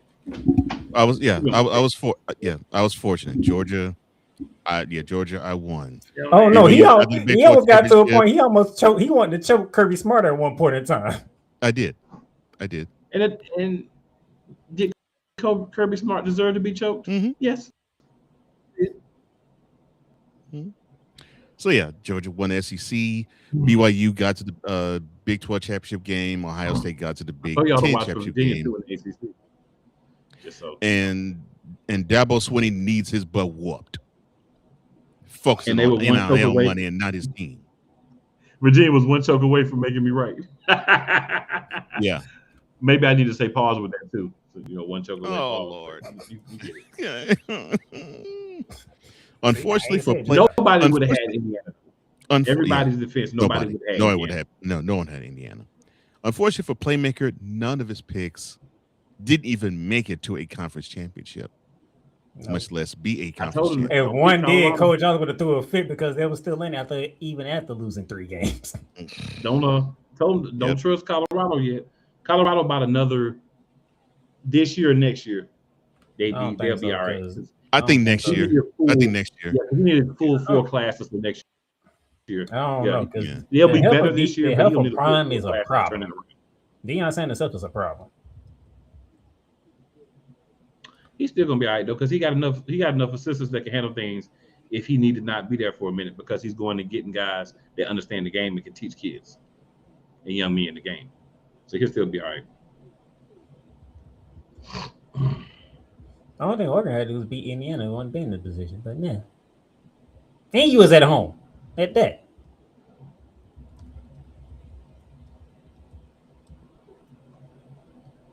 From there was like a group of 5 picks. Memphis has had to lose to the University of Texas San Antonio, huh? Yes, I had to lose to them. Because all you had to do was beat them. In other words, for the both of us with the group of 5 pick, I'm thinking the price is right. Boom, boom, boom, boom, boom. I will give y'all the defense. The group of 5 picks is hard because you never know like who's gonna be good. It's really a guess. Yeah. Like with the bigger conferences, you kind of have an idea of normally like a group of teams, but with the group of 5, it could be anybody. It could be like, you know what I'm saying, small corner, Louisiana State University. You can get a water boy to play linebacker and be good. You know what I'm saying? Mm-hmm. Yeah. Because that's a true story. Yeah. And something in Tulane was, that was a thought. No one had James Madison. Nobody. Well, that was thanks to Duke. Because remember, they got in because Duke. That is true. Because Duke became the ACC champion. Yes. Which reason why Cooper Kane was like, which why Cooper Kane didn't come onto this program until now. Right.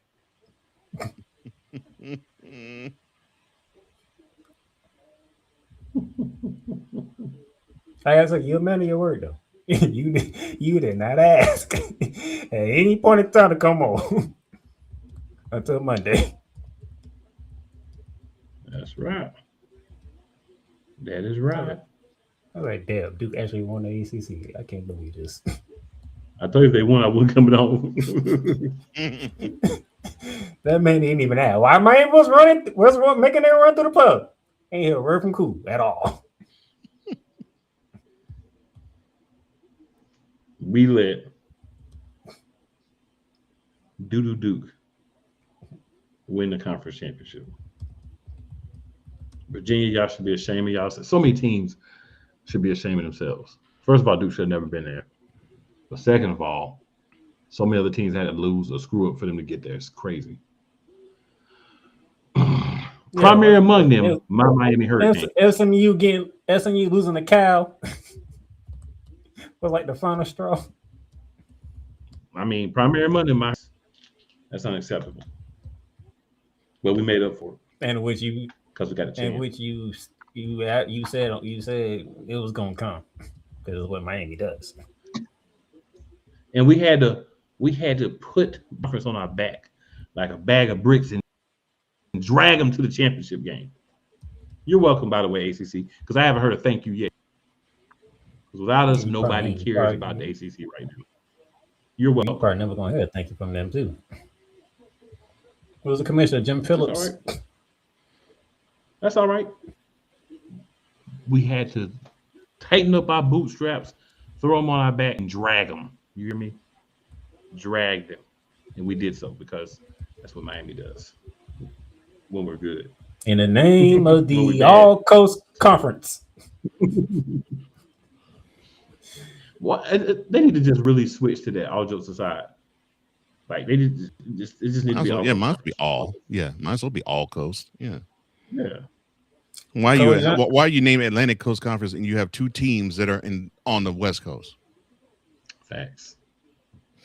Coach Johnson, this was your preseason playoff picture. Yeah. LSU. Thank you, fake Southern Baptist preacher. Of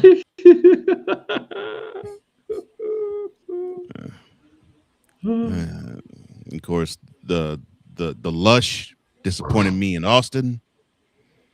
James Franklin, he was too busy getting ran through by UCLA and then Northwestern, and was pissed that Ohio State didn't get a chance to run through him again. Then Dabo Swinney. Wow. Pissing me off. But Cole did have Miami in. Yes, I had Miami in there. Alabama, Georgia, Oregon, and Ohio State. So we got top of my memory, at least 5 of the teams in there. Top of my memory. So it's 5. I don't remember if LSU got it or not. 5. Yeah, 5. Yeah, 5 out of 12. Yeah. We got the quarterfinals. He at least got the right. Those before we're in. Now, I want to say Playmaker went a little wild, but I understand why. Because if you think Texas was going to be the winner of the conference, it had to be a top 4. So I get why, but it was a little wild. So he had 3 of those 4. Yeah, it's 4. Then he had Alabama 5. See, I both had 5 in. I missed the 5th one. No, 4. Excuse me. Yeah, Georgia, Oregon, Alabama. Bad math. He had 4. Bad math. Sorry, sir. No, that's okay. Yeah, you won. Yeah, you won. My bad. I didn't want to take your win away. My fault. Bad math. I can't say too much. I might get silenced again. So I'm just, I mean, wow. You remember this week, Cole? Man. Yeah. That was beautiful. Because that was the week that Texas Tech actually announced themselves to be a power in the Big 12 when they went to Provo. No, they went to Salt Lake City. I'm sorry, Salt Lake City. I'm sorry, I forgot. Provo is where you can marry 20 hoes and all in your family. Sorry, went to Salt Lake City and hung 10 on the Utes. Especially if they're in your family, it's way too many. Yes. If they're not your family, maybe 5, but 20. I think not. And Michigan, I think, ran rush out all over Nebraska. I think to 300 yards. All they had to do was stop. Stop the run. If they stopped the run, they would have won the game. Yeah. Literally. Over the undefeated week. And then this is when, of course, also this is the week where Indiana boat raced Illinois. They beat the brakes off Illinois. Good gracious. And that game was in Champaign, too. No. That game was in Bloomington. No, that was in Champaign. Bloomington. That's the reason why I picked Illinois. No. The game was in Bloomington. Look at it. Yeah. No. That game was in Bloomington. Look at highlights. Oh my God, dog. And it was on national television. Yeah, it was on national television. NBC. National television in Bloomington. And I'm gonna tell you one thing about it. I have never met anybody besides one Brian Snow who always knows where every game is as much as Cole. If he tell you something, he didn't triple research it in 5 seconds somehow, and he got it right. Because the other 2 L's, those are road games. So yeah.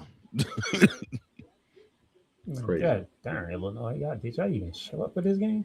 No, they didn't travel. They stayed in Champaign. They said they're doppelgangers. Yeah. Since the doppelganger was there, so I wanted the James Franklin special. Got it, and then went back to champagne and popped some champagne. Oh, that was the turnaround for this. Yeah, that was the week. Yeah. Mm-hmm. Okay. And you were trying to come up though. You was trying to come up. He was trying. You made it a good battle. Y'all made a good battle. Mm-hmm. Yeah. Neither one of us had more than a 4-game lead on the other one. Hey, but it all matters where you end up at. It can be 1 game, 7 games, 20 games. 1 wins and 1 loses. Believe me, I know. I took some chances on championship week, and I came up short. Well, sir, all I can say is you made the decision to take those chances. You knew what it was when you took those chances. Hey, I was trying to catch him. Didn't work in my favor. Didn't work in my favor. Mike, you got it.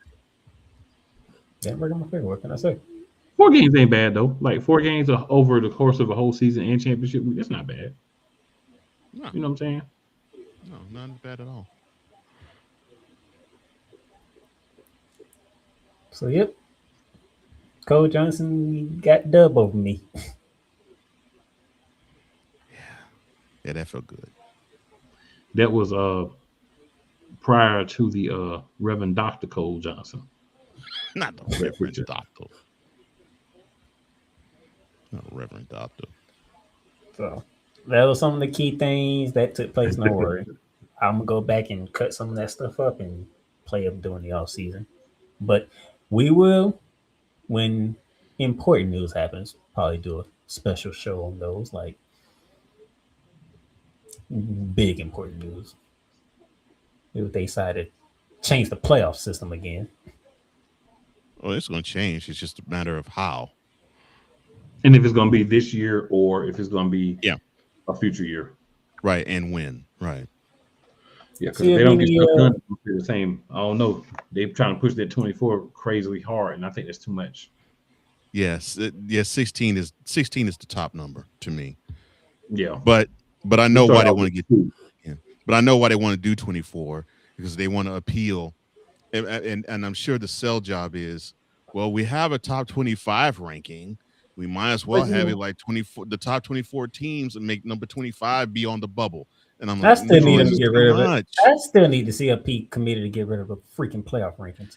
I'm gonna say, and what? I feel like they really need to just be like, no, because what they want to do is they want to do it because they want to have all these playing games. I agree with you. Playing games. Just give us 16 teams. You know what I'm saying? 1 versus 15, 2 versus 15, and run it. And then you make your hardest matchup 7-8. Right. You know what I'm saying? Whatever's the middle, just throw out those 2 to 8. I mean, just think of a region in the NCAA tournament. Do the same thing with this. Your toughest matchup is 8-9. Yeah. You know what I'm saying? But so you can even do regions with this, or you can even do regions with this. Mm-hmm. 4 regions, 2 games each region. But that's the ridiculousness that you just point out. That's the ridiculousness that I can't stand. Cool. They're itching to have this bye. So you've seen the top 4 teams, most of them suffer. Of course, now they're gonna say, well, we're one who had the bye, and they end up being a national champion. Shut up. But what about the rest of the other 7 teams that had byes lost the first game they played? So, but they're so itching to have this bye system.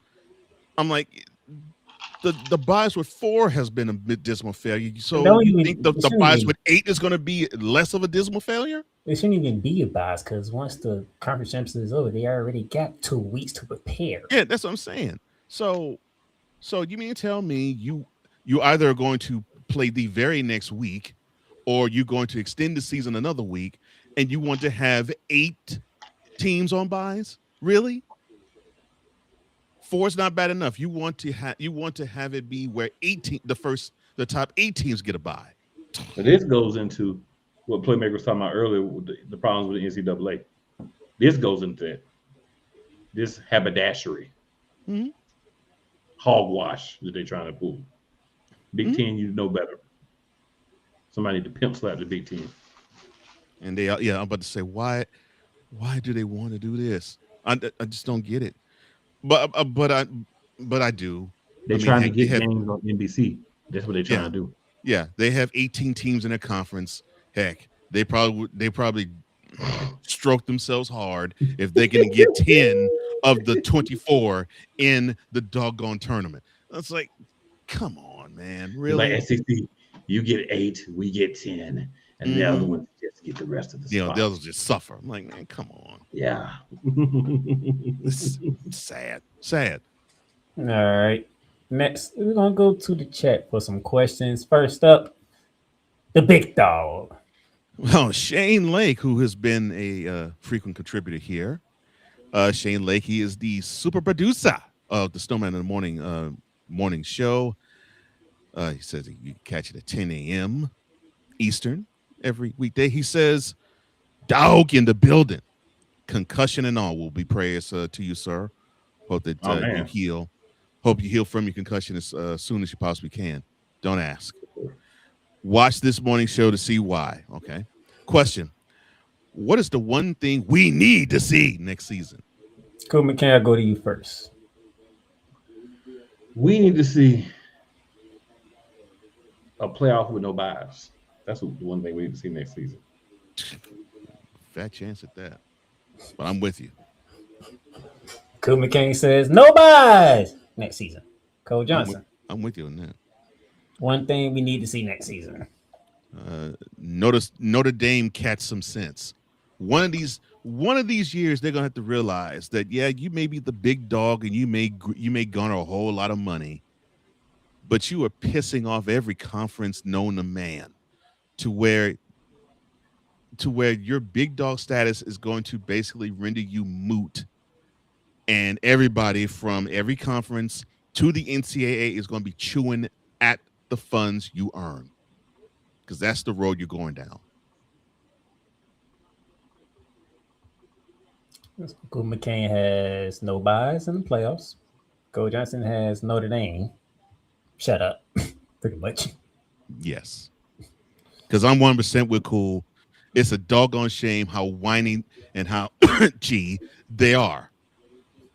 I'm like, you are in a conference right now where you should be thanking your lucky stars. The ACC is embracing these ridiculous terms that you have them agree to do business with you, and you're crapping on them.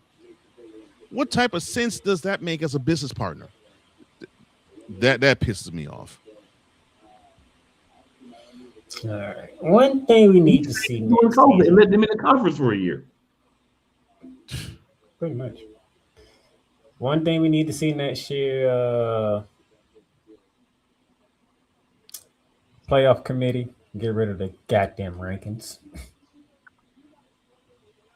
Your rankings confuses people when you do the brackets. No, it ain't happening. Yeah. I agree with you, Playmaker, but that's not going to happen. And then when you come up with the reasons why you rank them, it makes it sound even more stupid. For instance, mind if I use your team as an example, Cool? Carry on. You came out here and said, well, we felt that Notre Dame was better than BYU, and we felt that BYU was better than Miami. All the while knowing Miami had already beat Notre Dame.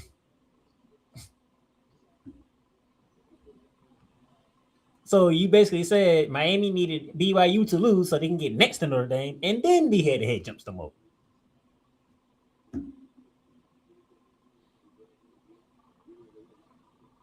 Confusing. Well, you just could have said, oh, unfortunately for Notre Dame, you lost to Miami. There's nothing we can do about it.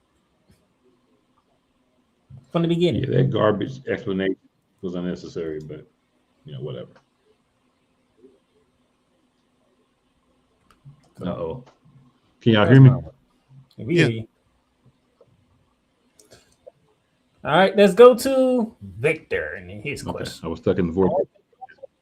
VLock83, he asks, which team do you think will be most affected by the NFL draft in terms of who's leaving? So he meant he rephrased to say he should Or say should I say which school? Cole Johnson.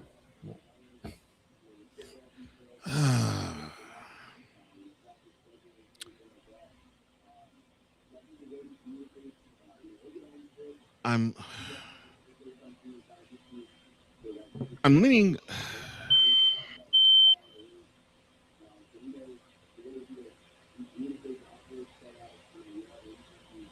That's an interesting question. No, yeah, it is. I'm leaning. I'm leaning Ohio State. I think they'll probably be the ones who will be most affected to me.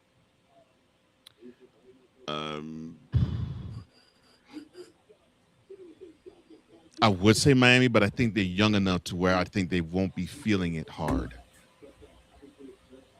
Pause. I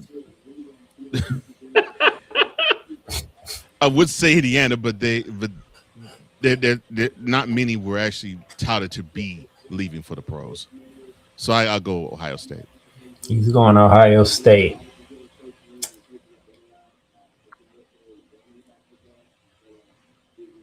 As crazy this may sound, for those of you out there, fan base, I'm leaning Georgia. I can see that. I can see that. Because it's starting to seem like their high is coming down, and everybody else is starting to catch up. Oh, Kirby. So I'm That's what they going want in Georgia. NIL. Cool McCain, one team that could be hurting from players heading to the pros. This is a tough one. I had a few minutes to think about it. You could really pick either one of the teams for the national championship game. I'm gonna pick Indiana, and the reason why is he's gonna lose a lot of the guys that he brought over. So now it's gonna be on guys that he's recruited, and he's not gonna have guys that he was able to bring over from his previous stop, because he did bring a lot of guys that were juniors and seniors, and now those guys are going to be exhausted of eligibility. So next year is going to give us a good idea, I think, of how Indiana is going to be. And again, he's going to not have a lot of those veteran guys who's had extra years with him. All right, Cole Johnson. You picked. I forgot who you picked just that fast. Oh, Ohio State. Ohio State. I know it's a Big Ten team. So Cole and Cool went to Big Ten teams. Ohio State, Indiana. I got Georgia. You win SEC. And I agree with you, Cool. The only thing is, I don't think that he's going to lose a lot of Indiana's to the NFL. That's what I think. Speaking of Indiana, Snowman. I think a lot of them are going to die, but it'll be later in the show. It'll be later in the draft. They won't be first early picks, but I think you'll get guys that'll get in 7th round undrafted free agents. 100. I totally agree with that. Snowman, who actually lives in Indiana, he says, "Can the Hoosiers do it again?" And a replay of my call is now available on Snowman Multimedia, on his YouTube channel, Snowman Multimedia. I can't definitively say no. Kurt Cinetti has done this in 2 years, using transport portals and recruiting. So I can't definitively say no. They will have a shot to repeat. It depends on where everybody else does around them in the Big Ten, like Ohio State, Oregon. We will see how Penn State look with a new regime there. So I can't knock out Indiana. Cool. Can the Hoosiers go back to back? Absolutely, they can. We could actually see the same championship game again next year, to be honest with you. I wouldn't mind.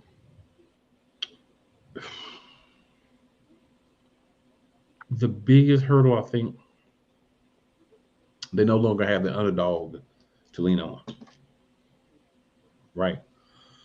A big part of Indiana this season was they're the underdogs and nobody believes in us through and through. And it did work. And it can carry you through a season. But now you're the first 16-0 team And you national champion. History of the NBA. In the history of the NCAA, yeah. And just to put a bow on me picking them as a team that is going to lose, that the NFL is going to hurt the most, they're losing their quarterback, probably the number 1 overall pick. That's going to really hurt them. I ain't gonna say probably. I say he is the number 1 pick. I'm going to say probably because there are questions about him as a passer. He's a winner. Good. But there are some questions about him as a passer. Las Vegas, you better do your homework and you better get the number 1 pick right. That's all I'm gonna say. Oh, Las Vegas, if you have any doubts about him as your guy, plug somebody in and go defense early. That's where they should go. That's where they should go anyway. Yeah, but you know they're gonna go for the sexy pick. Yeah. Cole Johnson, can the Hoosiers go back to back for Snowman? I wanted to go back to back, not necessarily as champion, but at least go to the national championship game again. Mm-hmm. I don't think they are, and not that I think they're going to recede back to 3-8 again, but or 3-9 or 4-8. But I just think that it's like what Ric Flair would say: to be the man, you gotta beat the man, and when you are the man, the pressure gets ratcheted up. Ask Ohio State. You know, they did well all throughout the season, and then when they met a hungry team in the Big Ten championship,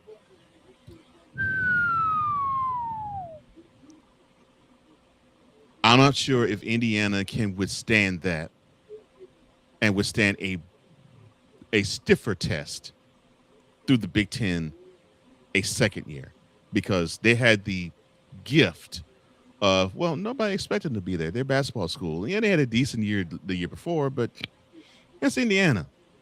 No, the big dogs are Michigan, they're Ohio State, they're Oregon, they're Penn State. No, we don't have to deal with Indiana. Well, is Bob Knight coaching them? And Bob Knight was a basketball coach. So no, that's basketball school. You won't have people thinking lightly about Indiana this year, because 2026 you're going to get 12 teams' best efforts. You didn't get 12 of the team's best efforts this year. You got maybe 3. Did well. Agreed. But yeah, you're not gonna sneak up anybody, and that's why I say that the Hoosiers won't. All right. Now, as we close it out, Cool McCain, how would you look upon this 2025 season of college football? It was surprising. It was interesting. It set the stage for the future, and it reinforced that the extra week off is not good for our team in the playoffs. Oh, and by the way, Playmaker, you owe. Oh, I seen your comment. Trust me, I seen it. Wow. You can feel that way. Oh, wow. I don't really need it. Wow. Just treacherous. Oh my gosh. It's like the only time he can be this way with me, though. You are. I just be acting. I don't mean it. I just be saying stuff. Because on Monarchs, he's in a hosting role, and I'm like the co-host. Mm-hmm. Yeah, that's fun. I get to get Cole Johnson taking off screen, all kind of stuff. It's kind of fun. Oh yeah. Yeah, I added that to my repertoire because I did it to Cole Johnson a couple of times. I saw it.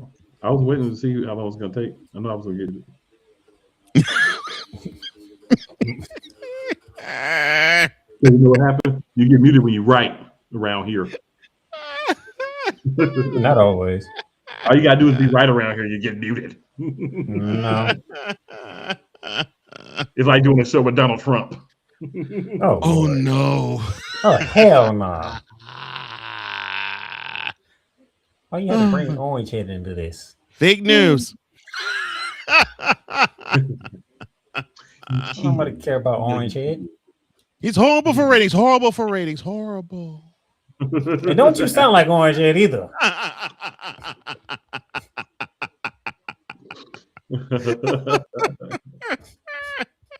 That's still me calling him Orange Head. And he gonna do it. I do want to say one other thing though. I hope Chapel Bill is better this year, because if he can have that team decent, that means so much more, I think, for college football. Because I know a lot of people don't even watch college football. But if Bill Belichick has some success, they might actually watch those games. And it's just like WNBA. You start watching, you see somebody that you like, okay, let me rock with that team. What would be success in your mind for Bill Belichick? Being bowl eligible.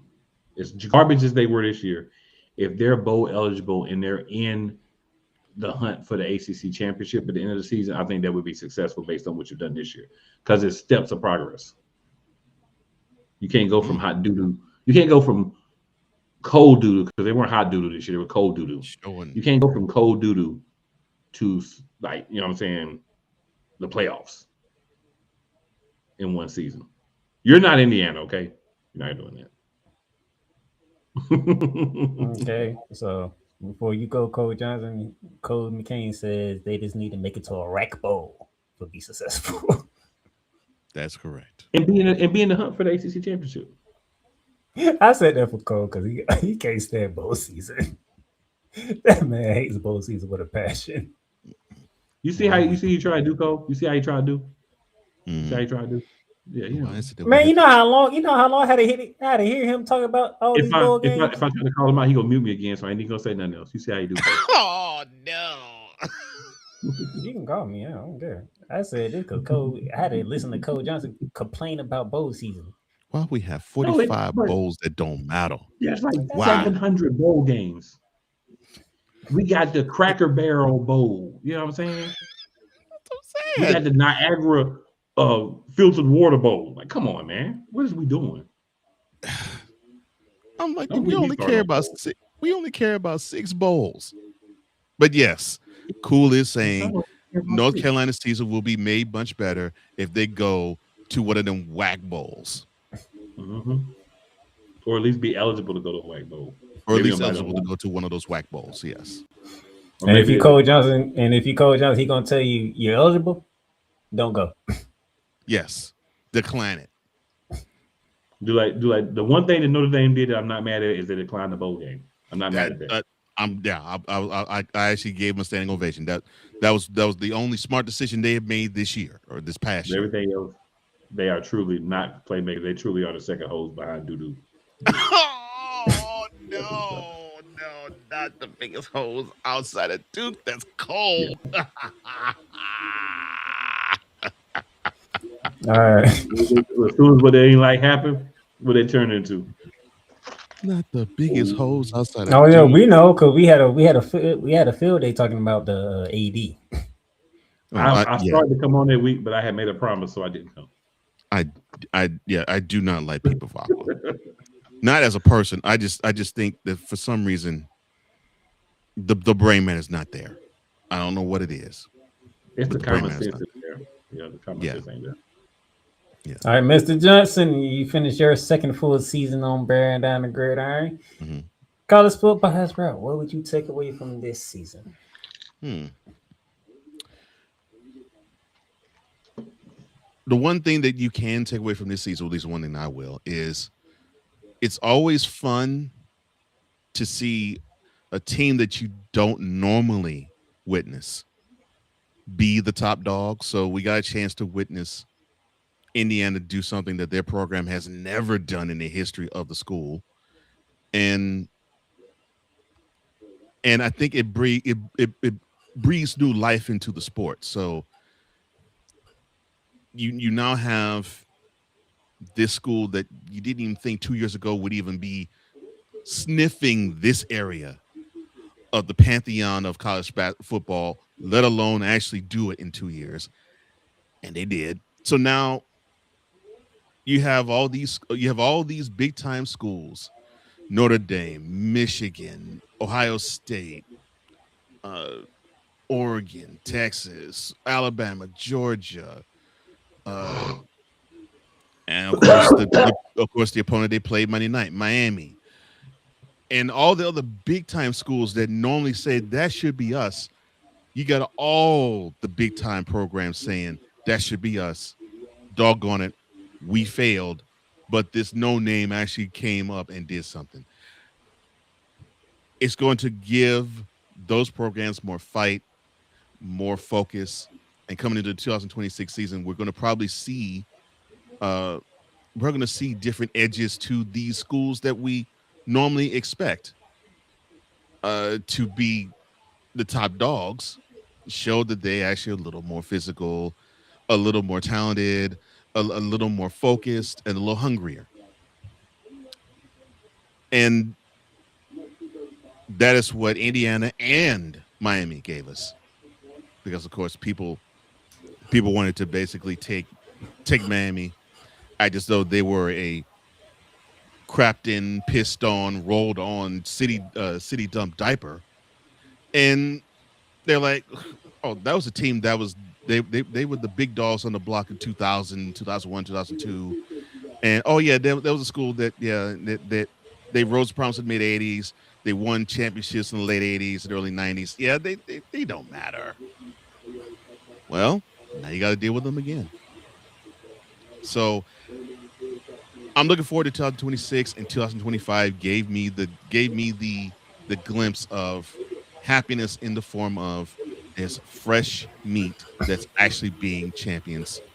And of course, anytime Texas A&M and Oklahoma take L's in a big time stage, it always brings a smile to my face. We'll pause for the fresh meat. Look out for the homie. I forgot I said fresh meat. Lord have mercy. I got you, bro. I got you. Thank you. All right, for me, similar on the lines what Cole Johnson said, but I'm adding more schools into it. Fresh bloods of Vanderbilt, being up there, BYU, Texas Tech, Utah, even Houston had a great season. Yeah. To Cool McCain's point, Virginia making it to the ACC championship game with a shot to make the playoffs. And then choke it away. Eventually, they did choke it away. What? Of course, you know about the Georgias, the Alabamas, and all that stuff, but it's nice to see fresh blood gets in here, which means the talent pool is spreading out. It's not all going to certain schools. It's being spread out, and you having these programs starting to make waves in football. So I'm looking forward. Can Vanderbilt continue what they have done the past 2 years? Can Texas A&M continue on what they've done this past year? Coach Johnson don't want to see that, but there's a question out there. BYU, you only lost 2 games. Can you build on that? You only lost 2 games. Can you build on it? Texas Tech, first experience in the college. We ain't even, matter of fact, we ain't even know y'all had a defense. Right. Can y'all bring that same enthusiasm and pain next year to the football field? I want to see what new blood's going to come up in 2026, because 2025, we saw games that we never thought we was going to see.